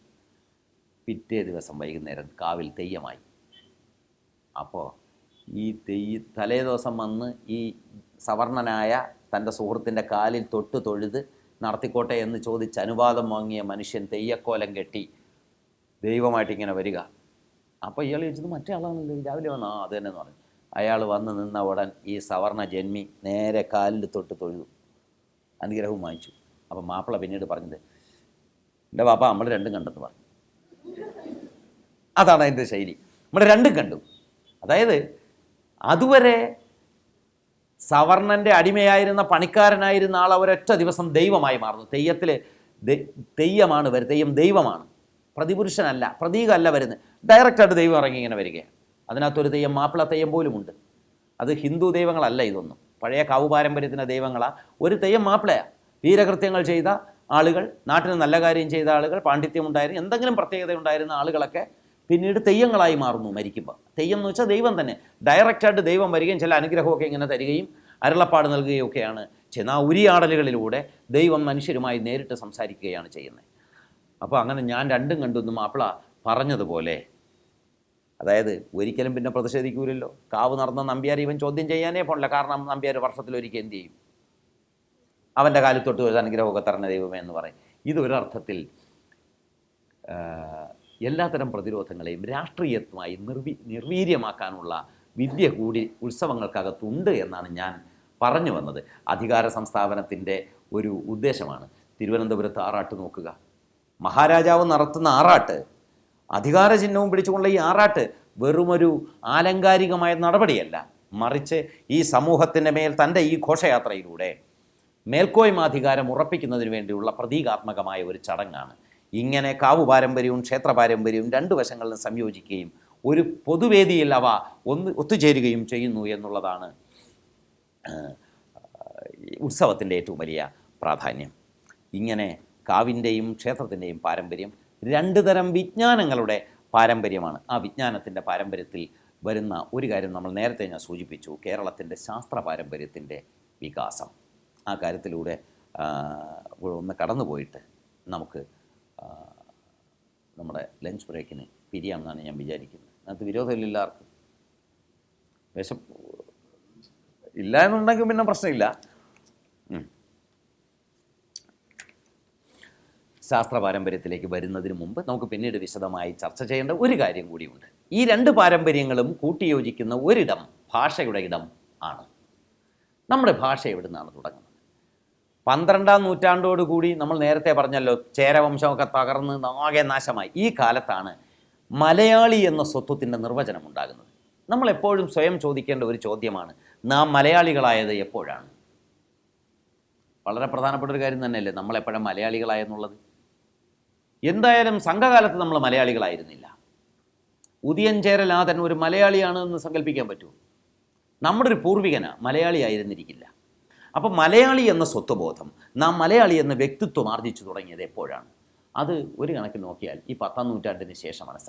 ഈ കുലശേഖരകാലത്തിൻ്റെ തകർച്ചയ്ക്ക് ശേഷം രൂപപ്പെട്ടു വന്ന സവിശേഷ സാമൂഹ്യ സാഹചര്യത്തിലാണ് മലയാളി എന്ന വ്യക്തിത്വം രൂപപ്പെടുന്നത്. ഒരു ജനതയുടെ സ്വതന്ത്ര വ്യക്തിത്വം രൂപപ്പെടുന്നത് അതിൻ്റെ ഭാഷയുണ്ടാകുമ്പോൾ ആണ്. നമ്മൾ ക്ലാസിക്കൽ ഭാഷയാകാനും നമ്മുടെ ഭാഷയ്ക്ക് 2000 വർഷം പഴക്കമുണ്ടെന്ന് തെളിയിക്കാനും ഒക്കെയുള്ള ഒരുപാട് ശ്രമങ്ങൾ ഇപ്പം നടന്നുകൊണ്ടിരിക്കുകയാണ്. ക്ലാസിക്കൽ ഭാഷയാകുന്നതോടുകൂടി നമ്മളെല്ലാം സ്വർഗപ്രാപ്തി ഏതാണ്ട് ഉറപ്പാവും എന്നുള്ള കാര്യമായിട്ടുണ്ട്. പക്ഷേ ക്ലാസ്സിൽ പഠിപ്പിക്കില്ല എന്ന് നമുക്ക് വാശിയും ഉണ്ട്. ഒരു ഉദാഹരണം പറഞ്ഞാൽ, മലയാളം കേരളത്തിലെ ഗവൺമെൻറ് സ്കൂളുകളിലെല്ലാം നിർബന്ധമായി പഠിപ്പിക്കണം എന്ന് ഈ സർക്കാർ അധികാരത്തിൽ വന്നപ്പം 3 തവണ ഉത്തരവിട്ടു. സാധാരണ എല്ലാ ഉത്തരവും ഒരു പ്രാവശ്യം ഇടാറുള്ളൂ.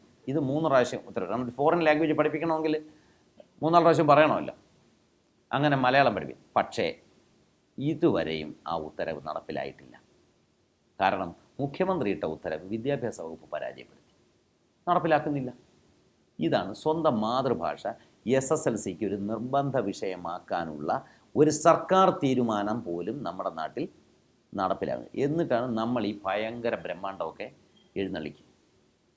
കാര്യം മനസ്സിലായി. ഞാൻ ഈ ഐഡൻറ്റിറ്റിയെക്കുറിച്ചും മലയാളി സ്വത്വബോധത്തിൻ്റെ നിർമ്മാണത്തെക്കുറിച്ചും നിങ്ങളോട് സംവദിക്കുമ്പോൾ നമ്മളെല്ലാവരും ഒരു സ്വാഭിമാനത്തോടു കൂടിയാണ് നമ്മുടെ സംസ്കാരത്തെക്കുറിച്ച് കേട്ടുകൊണ്ടിരിക്കുന്നത് എന്നാണ് ഞാൻ വിചാരിക്കുന്നത്. തെറ്റിദ്ധാരണ അല്ലല്ലോ. നമ്മുടെ ചരിത്രത്തെയും സംസ്കാരത്തെയും സ്വാഭിമാന ബോധത്തോടു കൂടി നമ്മൾ വിചാരിച്ചു കൊണ്ടിരിക്കുമ്പോൾ, നമ്മുടെ സ്വാതന്ത്ര്യ സമരത്തിലും സ്വാഭിമാന ബോധമുണർത്താൻ ഗാന്ധിജി ഉപയോഗിച്ച ഒന്ന് ഭാഷാഭിമാനമാണ്. രാജ്യം മുഴുവൻ ഹിന്ദി പഠിക്കണം എന്ന് പറഞ്ഞു. അങ്ങനെ നേരെ മലയാളം പറയാൻ അറിയാൻ വയ്യാത്ത ആളുകളെല്ലാം സ്വാതന്ത്ര്യ സമര സേനാനികളായ കോൺഗ്രസ്സുകാർ ഹിന്ദി വിദ്യാലയങ്ങൾ തുടങ്ങി ഹിന്ദി പറയുകയൊക്കെ ചെയ്ത് പ്രചരിപ്പിച്ചിട്ടുണ്ട് ഹിന്ദി. അങ്ങനെയാണ് നമ്മുടെ ഈ പ്രചാരസഭകളൊക്കെ ഉണ്ടാകുന്നത്. അങ്ങനെ ഭാഷാഭിമാനം ഉയർത്തിപ്പിടിച്ചു. നമ്മുടെ ഇവിടെ നടന്നുകൊണ്ടിരിക്കുന്നത് എന്താ? മാതൃഭാഷയായ മലയാളം SSLCക്ക് നിർബന്ധിത 1-ാം ഭാഷയായി പഠിപ്പിക്കാനുള്ള സർക്കാർ ഉത്തരവിനെ ഈ ഗവൺമെൻറ് തന്നെ പരാജയപ്പെടുത്തിക്കൊണ്ടിരിക്കുമ്പോൾ ആളുകൾ വല്ല വർഗീയതയൊക്കെ സംശയിച്ചാൽ തെറ്റു പറയാൻ പറ്റുമോ? ആളുകൾ തമ്മിൽ പരസ്പര സ്പർദ്ധയുണ്ടായ തെറ്റു പറയാൻ പറ്റുമോ? പറ്റില്ല. അതാണ് സാഹചര്യം. എന്തായാലും മലയാളിയുടെ വ്യക്തിത്വം രൂപപ്പെട്ടു വരുന്നത് എപ്പോൾ മുതലാണ്? അത് ഒരു 10-ാം നൂറ്റാണ്ടിന് ശേഷം ഉണ്ടായ ഒരു സംഗതിയാണ്. ഒരു മലയാളി എന്ന വ്യക്തിത്വം രൂപപ്പെട്ടു വരുന്നത് മലയാളത്തിൻ്റെ വ്യക്തിത്വം രൂപപ്പെട്ടു തുടങ്ങിയതോടുകൂടി ആണ്. നാം മലയാളം പറയുന്നു. ശങ്കരപ്പിള്ളയുടെ KG ശങ്കരപ്പിള്ളയുടെ ഒരു കവിതയിൽ ഒരു വരിയുണ്ട്, ഇടിമുഴക്കം മലയാളം പറയുന്നത് കേട്ട് കോരനും മലയും ഞെട്ടി ഉണർന്നു എന്നാണ്. അതായത് ഉച്ചഭാഷണി വന്നതിനെക്കുറിച്ചാണ്. അതുവരെ ഉച്ചഭാഷണി ഇല്ലായിരുന്നു. ശൂരനാട്ട് ഉച്ചഭാഷണി വരികയാണ്. അപ്പോൾ പെട്ടെന്ന് കമ്മ്യൂണിസ്റ്റ് പാർട്ടിയുടെ രാഷ്ട്രീയ യോഗങ്ങൾ നടക്കും. പണ്ട് നോട്ടീസിലൊക്കെ ഉച്ചഭാഷണി ഉണ്ടായിരിക്കുന്നതാണെന്ന് അച്ചടിക്കുമായിരുന്നു കേരളത്തിൽ. ഉച്ചഭാഷണിയില്ല. VS അച്യുതാനന്ദനെ കുറിച്ച് പറയുന്ന ഒരു കഥയുണ്ട്. VS നീട്ടി ഇങ്ങനെ പറയുമല്ലോ ഓരോ കാര്യങ്ങളൊക്കെ. അത് പണ്ട് മൈക്കില്ലാത്ത കാലത്ത് പ്രസംഗിച്ചത് കൊണ്ടെന്നാണ് പറയുന്നത്. ഏറ്റവും പറയിലിരിക്കുന്ന ആളിനും കേൾക്കണം. കർഷക തൊഴിലാളികളാണ്, സ്കൂളിൽ പഠിച്ചിട്ടില്ലാത്ത നിരക്ഷരരായ സാധാരണ മനുഷ്യരാണ്. അവിടെയുള്ള ആളുകളോട് സംസാരിക്കുമ്പോൾ വളരെ സാധാരണമായ ഉപമകളും ഉൾപ്രേക്ഷകളും ഒക്കെ പറയും. പ്രത്യയശാസ്ത്രപരമായ പ്രശ്നങ്ങൾ എന്നൊക്കെ പറഞ്ഞ പലളി താഴെ പോവുകയുള്ളൂ. അവർക്കതൊന്നും മനസ്സിലാവില്ല. അപ്പോൾ സാധാരണ നിരക്ഷരരായ മനുഷ്യരോട് സംസാരിക്കണമെങ്കിൽ അവരുടെ ഉപമകൾ, അവരുടെ ജീവിതത്തിലുള്ള തമാശകൾ, ചിലപ്പോൾ ഇന്ന് നമുക്ക് ഡെറഗേറ്ററി എന്നോ അശ്ലീലമെന്നോ സംസ്കാരശൂന്യമെന്നോ അസഭ്യമെന്നോ എന്ന് തോന്നുന്ന പദങ്ങളൊക്കെ പറയേണ്ടി വന്നു എന്ന് വരും. കാരണം ആ മനുഷ്യരോട് കമ്മ്യൂണിക്കേറ്റ് ചെയ്യാൻ അവരുടെ ഭാഷയിൽ പറയണം. അപ്പോൾ അങ്ങേ അറ്റമുള്ള ആൾ കേൾക്കാൻ വേണ്ടി നമ്മൾ എന്ത് ചെയ്യും? നീട്ടി അങ്ങ് പറയും. മൈക്കില്ലായിരുന്നെങ്കിൽ ഞാനും അതൊക്കെ ചെയ്തേനെ. അങ്ങനെ സാധാരണ മനുഷ്യരോട് സംസാരിച്ച ആ ഭാഷയാണ് അദ്ദേഹത്തിൻ്റെ ഈണങ്ങളിൽ സ്വാധീനം ചെലുത്തുന്നത് എന്നാണ് പൊതുവെ വിദഗ്ധന്മാരൊക്കെ പറയുന്നത്. ഉച്ചഭാഷിണി ഇല്ലാത്ത ഉച്ചഭാഷിണി വന്നപ്പോൾ വളരെ എളുപ്പമായി കാര്യങ്ങൾ. അപ്പം നോട്ടീസിൽ ഉച്ചഭാഷിണി ഉണ്ടായിരിക്കുന്നതാണെന്ന് അച്ചടിക്കുക, ആളുകൾ പോവുകയും ചെയ്യും ഉച്ചഭാഷിണി കാണുന്നതിന് വേണ്ടി. അതങ്ങ് ഉച്ചഭാഷിണി കാണാൻ വേണ്ടി പോകുമായിരുന്നു. വലിയ അത്ഭുതമല്ലേ? ശരിക്ക് ടെലിവിഷൻ വന്ന കാലത്ത് ഓർമ്മയില്ലേ? ഇവിടുത്തെ പിള്ളേർക്ക് ഓർമ്മയില്ല. പണ്ട് ടെലിവിഷൻ വന്നപ്പോൾ എല്ലാവരും ഷൂട്ട് കത്തിച്ചിട്ട് ഒരു നാട്ടിൽ ഒരു വീട്ടിലെ ടി വി ഉള്ളൂ. അപ്പോൾ എല്ലാവരും കൂടി ആ വീട്ടിൽ പോയിരുന്ന ടി വി ആണ്. ബാക്കി വീട്ടിലൊക്കെ മോഷണം നടക്കും. അങ്ങനെ പല ഏർപ്പാടുകളും നടക്കും. അപ്പോഴേ ഇതിനെക്കുറിച്ച് ടെലിവിഷൻ കാണാനായിട്ട് ആളുകൾ ഇങ്ങനെ പോകുന്നതിനെക്കുറിച്ച് മലയാളത്തിൽ 10-12 ചെറുകഥകൾ ഉണ്ടായിട്ടുണ്ട്. വളരെ എൻ പ്രഭാകരൻ്റെ ഒരു കഥ വളരെ വേദനാകരമായൊരു കഥയുണ്ട്. പനി പിടിച്ചൊരു കുട്ടി ഇങ്ങനെ മരിക്കാൻ പോവുകയാണ്, എല്ലാവരും ടി വി കാണാൻ പോയിരിക്കുന്നു. ഒരു കുന്നിറങ്ങി വേണം അപ്പുറത്തെ ഗ്രാമത്തിൽ പോയ ടി വി കാണുന്നത്. അങ്ങനെ ഒരു കാലം ഉണ്ടായിരുന്നു. 80കളുടെ മധ്യത്തിലൊക്കെ കേരളത്തിലുണ്ടായിരുന്ന സർവ്വസാധാരണമായ കാര്യമാണ്. അത് ഇന്നത്തെ കുട്ടികൾക്ക് അത് ആലോചിച്ചാൽ അതൊക്കെ ചരിത്ര ശിലായുഗ കാലമാണെന്ന് അവർ വിചാരിക്കും. സംഘകാലത്തിന് മുമ്പാണ് ഇങ്ങനെയൊക്കെ സംഭവിച്ചതെന്നേ അവർക്ക് വിചാരിക്കാൻ പറ്റൂ. കാരണം അങ്ങനെയാണ് സാങ്കേതികവിദ്യ നമ്മളെ അട്ടിമറിക്കുന്നത്. അതുകൊണ്ട് ഉച്ചഭാഷിണി ഉണ്ടായിരുന്നു എന്ന് എഴുതിയ കാലം ഉണ്ടായിരുന്നു. ഇവിടെ ഇരിക്കുന്ന മുതിർന്ന തലമുറയിൽപ്പെട്ടവർക്ക് ഒരു ഹീറോ പേനയുണ്ടല്ലോ, 30 രൂപ കൊടുത്താൽ ഇപ്പോൾ ഏത് മുറുക്കാൻ കടയിലും കിട്ടുന്ന സാധനമാണ് ഹീറോ പേന.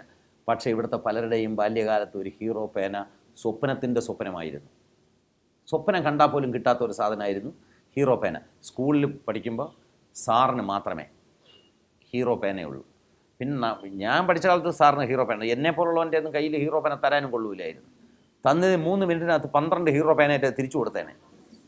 അപ്പോൾ അതുകൊണ്ട് തരാതിരിക്കുക നല്ലത്. എന്തായാലും അങ്ങനെ ഉച്ചഭാഷിണി ഉണ്ടായിരുന്നു. അപ്പോൾ ഉച്ചഭാഷിണിയിലൂടെ ആശയങ്ങൾ വന്നു. ആ ഉച്ചഭാഷിണി ഇടിമുഴക്കം മലയാളം പറയുന്നത് കേട്ട് കോരനും മാലയും നീലിയും തട്ടിക്കുടഞ്ഞ് പിലിവിടർത്തിയെന്ന് അങ്ങനെയാണ് ശങ്കരപ്പിള്ള എഴുതുന്നത്. ഉച്ചഭാഷിണി കൂടെ മലയാളം കേട്ടു. മലയാളം നമ്മുടെ കാര്യങ്ങളാണ് പറഞ്ഞത്. അപ്പോൾ എന്ത് ചെയ്തു? കോരനും മാലയും നീലിയും അവരെല്ലാം വയലിലായിരുന്നു. വയലിൽ കിടന്ന ഈ മനുഷ്യർ പെട്ടെന്ന് പീലി വിടർത്തി എന്നാണ്. എന്ന് പറഞ്ഞാൽ അവരുടെ ജീവിതത്തെക്കുറിച്ച് ആളുകൾ വന്ന് പറയുന്നു. ശൂരനാട്ട കമ്മ്യൂണിസ്റ്റ് പ്രസ്ഥാനത്തിൻ്റെ വളർച്ചയാണ് ഈ കവിതയുടെ പിന്നിലുള്ളത്. അങ്ങനെ ഇടിമുഴക്കം മലയാളം പറയുന്ന കാലം എന്ന് ഞാൻ ഓർമ്മിച്ചതാണ്. വീണ്ടും തിരിച്ചു വരട്ടെ. അങ്ങനെ മലയാളം രൂപപ്പെടാൻ തുടങ്ങുന്നു. മലയാളം എവിടെ നിന്ന് രൂപപ്പെട്ടു? നമുക്കറിയാം, പണ്ട് ആളുകൾ വിശ്വസിച്ചിരുന്നു സംസ്കൃതത്തിൽ നിന്നാണ്. സംസ്കൃതമാകുന്ന ഹിമവൽ ശൃംഗത്തിൽ നിന്ന് ഉരുകി ഒലിച്ച് പുളച്ച് താഴോട്ട് ഇറങ്ങിയ ഒരു നദിയാണ് മലയാളം എന്നാണ് പഴയ പണ്ഡിതന്മാരൊക്കെ വിശ്വസിച്ചിരുന്നത്. പിന്നീട് AR രാജരാജവർമ്മ എന്ന പണ്ഡിതൻ വന്നിട്ട് പറഞ്ഞു, അല്ല, അത് പ്രാചീനമായൊരു ഭാഷയിൽ നിന്നുണ്ടായതാണ്. പ്രോട്ടോ ദ്രവീഡിയൻ ആയിരിക്കണം ആ ഭാഷയുടെ പേര്. പിന്നീടുള്ള എല്ലാവരും പറഞ്ഞു അതങ്ങനെയാണ്. പണ്ട് ഈ തമിഴകം മുഴുവൻ ഒരു ഭാഷ സംസാരിച്ചിരുന്നു. അതിൻ്റെ പേര് മൂലദ്രാവിഡം, ആദിദ്രാവിഡം, പ്രാങ്ദ്രാവിഡം എന്നൊക്കെ പേരിടാവുന്ന ഒരു ആദിമ ഭാഷയായിരുന്നു. ആ ഭാഷയിൽ നിന്ന് ഭൂമിശാസ്ത്രപരമായ പ്രത്യേകതകൾ കൊണ്ട് ഓരോ പ്രദേശത്തും വ്യത്യസ്തങ്ങളായ ഭാഷകൾ രൂപപ്പെട്ടു. അങ്ങനെ ഈ മലനാട്ടിൽ രൂപപ്പെട്ട ഭാഷയാണ് മലനാട്ട് ഭാഷ എന്ന് അതിനാദ്യം പറഞ്ഞ്. ഈ മലനാട്ട് വഴക്കമാണ് മലയാളമായി മാറിയത്. അതിനൊരുപാട് രാഷ്ട്രീയ കാരണങ്ങളുണ്ട്, വൈദേശികമായ കലർപ്പുകളുണ്ട്, കുടിയേറ്റങ്ങളുണ്ട്, എല്ലാമുണ്ട്. അങ്ങനെ മലയാളം രൂപപ്പെടുന്നു. നമുക്ക് ലിപി ഉണ്ടായിരുന്നില്ല. നമ്മൾ ലിപിക്ക് എന്ത് ചെയ്തു? നമുക്ക് എഴുതാൻ അറിഞ്ഞുകൂടാ. നമ്മൾ കല്ലിലൊക്കെ എഴുതി. അതിനങ്ങനെ വെട്ടി എഴുതിയതുകൊണ്ട് അതിന് വെട്ടെഴുത്തെന്ന് പേര് വന്നു. കുറച്ച് കാലം കഴിഞ്ഞപ്പോൾ സംസ്കൃത ഗ്രന്ഥങ്ങളൊക്കെ എഴുതേണ്ടി വന്നു. നമുക്ക് വട്ടെഴുത്തൊന്നും പറ്റാതായി.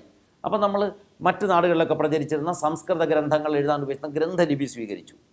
അങ്ങനെ ഇന്നത്തെ മലയാള ലിപി രൂപപ്പെട്ടു വരുന്നു. ഒരു ദിവസം രാവിലെ അല്ല രൂപപ്പെട്ടത്. മലയാള ഭാഷയുടെ പിതാവെന്ന് എഴുത്തച്ഛനെ വിളിക്കില്ലേ? അത് എഴുത്തച്ഛനെ പിതാവെന്ന് വിളിക്കുന്നതിൻ്റെ കാരണം എഴുത്തച്ഛൻ ഇന്ന് രാവിലെ മലയാളം കണ്ടുപിടിക്കാം എന്ന് പറഞ്ഞ് മലയാളം ഒന്നും കണ്ടുപിടിച്ച് അങ്ങ് പിതാവായതല്ല. മറിച്ച് എഴുത്തച്ഛൻ 2 പുസ്തകം എഴുതി, പ്രീ പബ്ലിക്കേഷനിൽ വിറ്റു. രാമായണവും ഭാരതവും, ഈ 2 കിളിപ്പാട്ടും ഗ്രന്ഥലിപി ഉപയോഗിച്ച് എഴുതി. വട്ടെഴുത്തൊന്നും എഴുതിയില്ല, തമിഴ് ലിപിയും ഉപയോഗിച്ചില്ല. പുതുതായി പ്രചരിച്ചു തുടങ്ങിയ ഗ്രന്ഥലിപി മലയാളത്തിൻ്റെ അക്ഷരമാല അദ്ദേഹം ഉപയോഗിച്ചു. അപ്പോൾ ഈ അച്ചടി ഇല്ലാത്തതുകൊണ്ട് ഈ രാമായണവും ഭാരതവും കേരളത്തിൽ മുഴുവൻ ആളുകൾ പകർത്തിയെടുക്കുകയായിരുന്നു.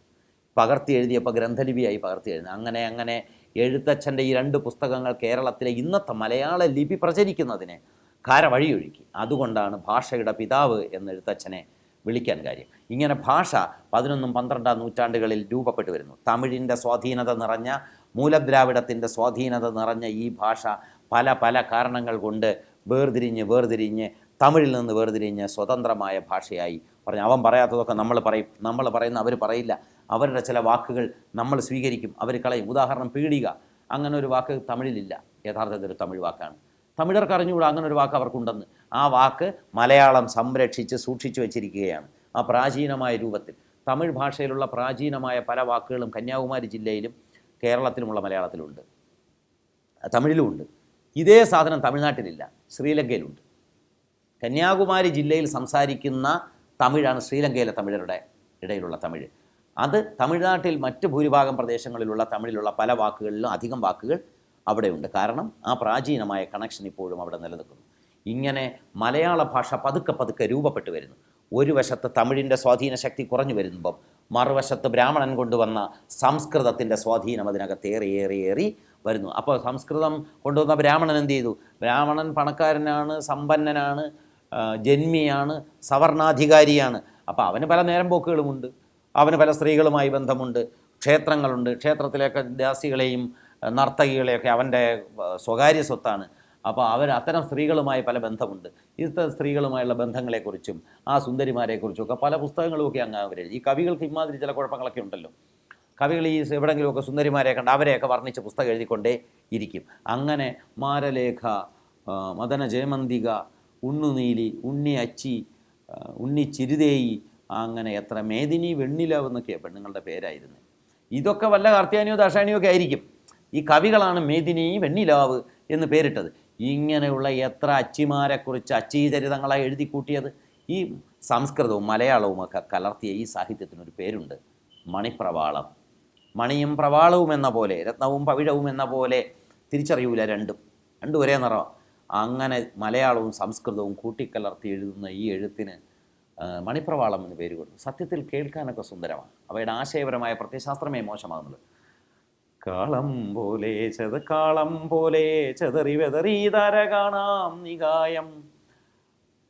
അതുവരെ എന്തുണ്ട്? കാളം പോലെ ചെതറി വെതറി തര കാണാം നികായം, നാളം പോലെ പോയി, ഞാൻ മറന്നുപോയതാ. എന്തായാലും ഈ മണിപ്രവാള് 51 അക്ഷരാളി കരിതനുലതേ വേദമാകുന്ന ശാഖി കൊമ്പത്തമ്പോടു പൂക്കുന്ന പൂന്തേൻ കുഴമ്പേ ചെമ്പൽ താർവാണ. അങ്ങനെ നീണ്ടുപോകുന്ന മലയാളവും സംസ്കൃതവും കൂട്ടിക്കുഴച്ചെടുത്ത ഈ വരികൾ കേട്ട് രസിക്കാം. പക്ഷേ അതിനകത്തുള്ള ആശയലോകമാകട്ടെ ഈ ദാസീഭവനങ്ങളിലെ, വേശ്യാഭവനങ്ങളിലെ ആളുകളുടെ തിക്കിത്തിരക്കും വേശ്യാസ്ത്രീകൾക്ക് പിന്നാലെ പോകുന്ന കഴമ്പില്ലാത്ത പുരുഷന്മാരുടെയും സവർണ ജന്മിമാരുടെയും ഉത്സാഹത്തിരിപ്പുകളും ഒക്കെയായിരുന്നു. ഇങ്ങനെ മണിപ്രവാള സാഹിത്യം കുഴഞ്ഞു മറിഞ്ഞ് വേശ്യാസാഹിത്യമായി അധപ്പതിച്ച് കിടന്നപ്പോൾ മറുവശത്തുകൂടി മലയാളത്തിൻ്റെ മറ്റൊരു ധാര ഇതിനെതിരെയുള്ള പ്രതിരോധം സൃഷ്ടിച്ചുകൊണ്ട് പതുക്കെ ഉയർന്നു. അത് ഈ സംസ്കൃതത്തിൻ്റെ ആവശ്യമില്ലാതെ മേൽക്കോയ്മയെ ചെറുത്തുകൊണ്ട് കുറച്ചുകൂടി സാംസ്കാരികമായ ഒരു ജീവിതത്തിൻ്റെ സവിശേഷതയിലേക്ക് മുന്നേറുന്ന ഒന്നായി മാറുന്നു. ആ കാര്യത്തേക്കാണ് നമ്മൾ അടുത്ത ഊണ് കഴിഞ്ഞുള്ള, അടുത്തതെന്ന് പറഞ്ഞാൽ പ്രത്യേകിച്ച് എടുത്ത് പറയണം, ഊണ് കഴിഞ്ഞ് നമ്മൾ സംസാരിക്കാൻ പോകുന്നത് ഈ മലയാളത്തിൻ്റെ ഈ വരവ്. 5 മിനിറ്റ് കഴിഞ്ഞ് നമുക്ക് പിരിയാം. അപ്പോൾ നമ്മുടെ ഭാഷയുടെ രൂപപ്പെടലാണ് ഈ കാവു പാരമ്പര്യവും ക്ഷേത്ര പാരമ്പര്യവും തമ്മിലുള്ള സംയോജനത്തിന്, ആ സിൻക്രണൈസേഷൻ്റെ ഏറ്റവും വലിയ പ്രത്യേകത. അങ്ങനെ മലയാളം എന്ന ഭാഷ ഉയർത്തു വരും. നാം സംസ്കാരത്തിൻ്റെ ഒരു ഉയർന്ന പടവിലേക്ക് പ്രവേശിക്കുന്നു. അത് കാവും ക്ഷേത്രവും തമ്മിൽ സംയോജിക്കുന്ന ആ തൂണുകളുടെ മേലാണ് ആ പ്ലാറ്റ്ഫോം ഉണ്ടായി വരുന്നത്. അത് സൈലൻറ്റ് മോഡിൽ. ഇതിന് പുറമേ നമ്മുടെ ശാസ്ത്രവിജ്ഞാനത്തെക്കുറിച്ച് പറയാമെന്ന് ഞാൻ പറഞ്ഞല്ലോ.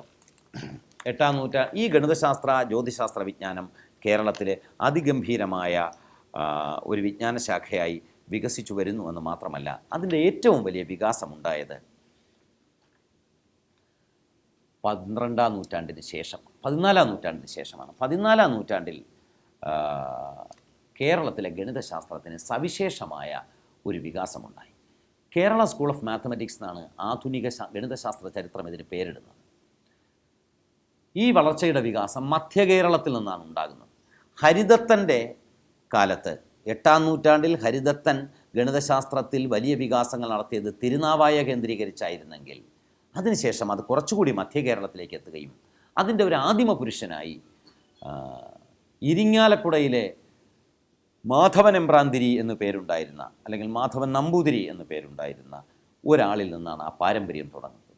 മധ്യകാല കേരള ഗണിതശാസ്ത്രത്തിൻ്റെ ചരിത്രം ഈ മാധവൻ നമ്പൂതിരിയിൽ നിന്ന്, ഇരിഞ്ഞാടപ്പള്ളി മാധവൻ നമ്പൂതിരി എന്നാണ് അദ്ദേഹത്തിൻ്റെ യഥാർത്ഥ കുടുംബ പേര്. പക്ഷേ അന്ന് സംസ്കൃതത്തിൽ എഴുതുമ്പോൾ ആളുകൾ സ്വന്തം പേരുകൾ സംസ്കൃതീകരിക്കുന്ന ഏർപ്പാടുണ്ടായിരുന്നു. ഇത് യൂറോപ്പിലും ഉണ്ടായിരുന്നു. യൂറോപ്പിലെ ആളുകൾ സ്വന്തം പേര് ലത്തീനീകരിക്കും. അങ്ങനെ കാൾ ഫോൺ ലിന്നി എന്ന് പേരുണ്ടായിരുന്ന സ്വീഡൻകാരൻ, കാൾ ഫോൺ ലിന്നി എന്ന പേര്, അദ്ദേഹം പുസ്തകം എഴുതിയപ്പോൾ കരോലസ് ലിനേയസ് എന്നാണ് പേരിട്ടത്. ടാക്സിഡെർമി എന്ന് പറഞ്ഞ സസ്യവർഗീകരണ ശാസ്ത്രം കണ്ടുപിടിച്ച 18ാം നൂറ്റാണ്ടിലെ ഏറ്റവും പ്രധാനപ്പെട്ട ബോട്ടണിസ്റ്റിൻ്റെ പേരാണ് കാൾ ഫോൺ ലിന്നി. ആ പേര് പറഞ്ഞ ആളുകൾക്ക് അറിഞ്ഞുകൂടാ. കരോലസ് ലിനേയസ് എന്ന് പറയണം, കാരണം അത് ലാറ്റിനീകരിക്കപ്പെട്ട പേരാണ്. അതുപോലെ ഇരിഞ്ഞാടപ്പള്ളി മാധവൻ നമ്പൂതിരി തൻ്റെ പേരങ്ങ് മാറ്റി, സംഗമഗ്രാമ മാധവ എന്ന് പറഞ്ഞാൽ, സംഗമഗ്രാമം എന്ന് പറഞ്ഞാൽ ഇരിങ്ങാലക്കുടക്കാരനായ, കാരണം സംഗമേശ്വരനാണ് ഇരിങ്ങാലക്കുടത്തെ ദേവൻ. ഇരിങ്ങാലക്കുടത്തെ പ്രസിദ്ധമായ ക്ഷേത്രമുണ്ടല്ലോ കൂടൽമാണിക്യത്തിലെ ദേവൻ ഭരതൻ ആണ് സംഗമേശ്വരൻ. തൃപ്രയാറിൽ ശ്രീരാമൻ, ഇരിങ്ങാലക്കുട ഭരതൻ, പിന്നെ അതിൻ്റെ അടുത്തുള്ള 2 ക്ഷേത്രങ്ങളിൽ ലക്ഷ്മണനും ശത്രുഘ്നനും, ഇങ്ങനെ 4 ക്ഷേത്രങ്ങൾ അവിടെയുണ്ട്. അപ്പോൾ സംഗമഗ്രാമ മാധവനാണ് 15ാം നൂറ്റാണ്ട് അവസാനം കാൽക്കുലസ് എന്ന ആധുനിക ഗണിതശാസ്ത്രം കണ്ടുപിടിച്ചത്. കാൽക്കുലസ്, കലനം എന്ന് മലയാളത്തിൽ പറയും. ഈ കലനം കണ്ടുപിടിച്ച് അതൊക്കെ സംസ്കൃത ശ്ലോകത്തിൽ എഴുതുന്ന അക്കം ഉപയോഗിച്ചല്ല. 250 വർഷത്തിന് ശേഷം, 300 വർഷത്തിന് ശേഷം യൂറോപ്പിൽ വലിയ ഒരു തർക്കമുണ്ട്. യൂറോപ്പിൽ ഒരാൾ കലനം കണ്ടുപിടിച്ചു. യൂറോപ്യന്മാർ ആരെങ്കിലും കണ്ടുപിടിച്ചത് പിന്നീട് കണ്ടുപിടിക്കുന്നതിൽ പ്രത്യേക വൈദഗ്ധ്യം നേടിയിട്ടുള്ള ആളുകളാണ്. അവർ നമ്മൾ 2-3 പ്രാവശ്യം കണ്ടുപിടിച്ചല്ലോ, ഇല്ല, ഇനി കണ്ടുപിടിക്കാനുള്ള എല്ലാ പ്രദേശവും വീതം വച്ചെടുത്തിട്ടുണ്ട്. അതുപോലെ ഒരാളിൻ്റെ പേര് ഐസക് ന്യൂട്ടൻ, മറ്റേ ആളിൻ്റെ പേര് ലൈബ്നിറ്റ്സ്. ഒരാൾ ജർമ്മനിയിൽ ഇരുന്നാണ് കണ്ടുപിടിച്ചത്.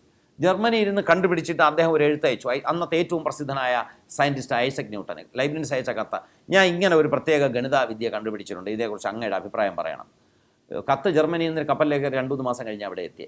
അപ്പോൾ അതേ സമയത്ത് ന്യൂട്ടൻ ഇതുപോലെ കണ്ടുപിടിച്ച് വെച്ചേക്കുക. ന്യൂട്ടൻ അതുകൊണ്ട് മറുപടി ഒന്നും പറഞ്ഞില്ല, അവിടെ മിണ്ടാതെ വെച്ചു. തൻ്റെ കണ്ടുപിടുത്തം പുറത്ത് വിട്ടു. ലൈബ്നിറ്റ്സ് വഴക്കുണ്ടാക്കി. യൂറോപ്പിലെ അന്നത്തെ മാത്തമാറ്റീഷ്യൻസിൻ്റെ ഇടയിൽ വലിയ വഴക്കായി. കാൽക്കുലസ് വാർ എന്നാണ് അത് അറിയപ്പെടുന്നത്. ഇപ്പോഴാണ് ആ പേരിട്ടത്, അന്ന് ആരും ആ പേരിട്ടില്ല. കാൽക്കുലസ് വാറിൻ്റെ ഭാഗമായിട്ട് ഇതാര് കണ്ടുപിടിച്ചതാണെന്ന് കണ്ടുപിടിക്കാൻ വേണ്ടി ഒരു കമ്മിറ്റി എന്ന് ചോദിച്ചു. ലണ്ടനിലെ റോയൽ സൊസൈറ്റി കമ്മിറ്റി കൂടി ചർച്ച ചെയ്ത് ന്യൂട്ടൻ കണ്ടുപിടിച്ചാണെന്ന് തീരുമാനിച്ചു. പിൽക്കാലത്ത് വെളിപ്പെട്ടു ഈ തീരുമാനം എഴുതിയത് ന്യൂട്ടൻ തന്നെയായിരുന്നു. ന്യൂട്ടൻ തന്നെയാണിത് കണ്ടുപിടിച്ചത് എന്ന തീരുമാനം ന്യൂട്ടനാണ് എഴുതി വെച്ചത്.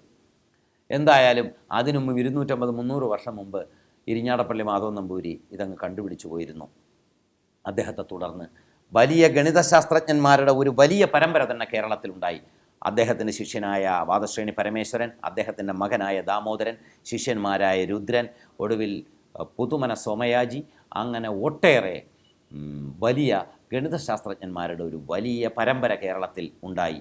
ഈ ഗണിതശാസ്ത്ര പരമ്പര യൂറോപ്പിലെത്തിയത്, ഈ കാൽക്കുലസ് യൂറോപ്പിലെത്താൻ കാരണം ഈ 15ാം നൂറ്റാണ്ടിലെ പോർച്ചുഗീസ് കൊളോണിയലിസത്തോടുകൂടി, കൊളോണിയൽ ഭരണാധികാരികളുടെ വരവോടുകൂടി കേരളത്തിൽ ധാരാളം ജസ്യൂട്ട് പാതിരിമാർ വന്നു, ഇറ്റലിയിൽ നിന്നും സ്പെയിനിൽ നിന്നുമൊക്കെ. ഈ ജസ്യൂട്ട് പാതിരിമാരാണ്, ജസ്യൂറ്റുകളുടെ ഏറ്റവും വലിയ പ്രത്യേകത വിജ്ഞാനമാണ് അവരുടെ ഏറ്റവും വലിയ ലക്ഷ്യം. വിദ്യാലയങ്ങൾ സ്ഥാപിക്കലാണ് ജസ്യൂറ്റുകളുടെ മതപ്രചാരണത്തിൻ്റെ രീതി. അവരിവിടെ നിന്ന് ഈ കാൽക്കുലസിനെക്കുറിച്ച്, ഈ കേരള ഗണിതശാസ്ത്ര വിജ്ഞാനത്തെ യൂറോപ്പിലേക്ക് കൊണ്ടുപോയി. ജസ്യൂട്ട് പാതിരിമാർ വഴിയുള്ള ഈ വിജ്ഞാനം യൂറോപ്പിൽ പ്രചരിക്കുകയും അത് പിന്നീട് ആധുനിക യൂറോപ്യൻ ഗണിതമായി നമ്മുടെ തലയിലേക്ക് വരികയും ചെയ്തു. നമ്മളതിനെ യൂറോപ്യൻ ഗണിതശാസ്ത്രമായിട്ട് പഠിക്കുന്നു. നമ്മുടെ നാട്ടിൽ ഈ അടുത്ത സമയത്ത് മാത്രമാണ് കേരളത്തിൻ്റെ ഗണിതശാസ്ത്രജ്ഞന്മാരെക്കുറിച്ചുള്ള വലിയ പഠനങ്ങൾ നടന്ന്. ഏതാണ്ട് ഒരു 5 വർഷത്തിനിപ്പുറമുള്ള കഥയാണ് ഞാൻ ഈ പറഞ്ഞത്. ഇപ്പോഴാണ് പഠനം നടക്കുന്നത്. അതുവരെയും നമുക്ക് നമ്മുടെ പാരമ്പര്യം ഏതാണ്ട് അജ്ഞം ആയിരുന്നു. ഇനി മലയാളം എങ്ങനെയാണ് നമ്മളെ വിമോചിപ്പിച്ചത് എന്ന് നമുക്ക് ഉച്ചയൂണിന് ശേഷം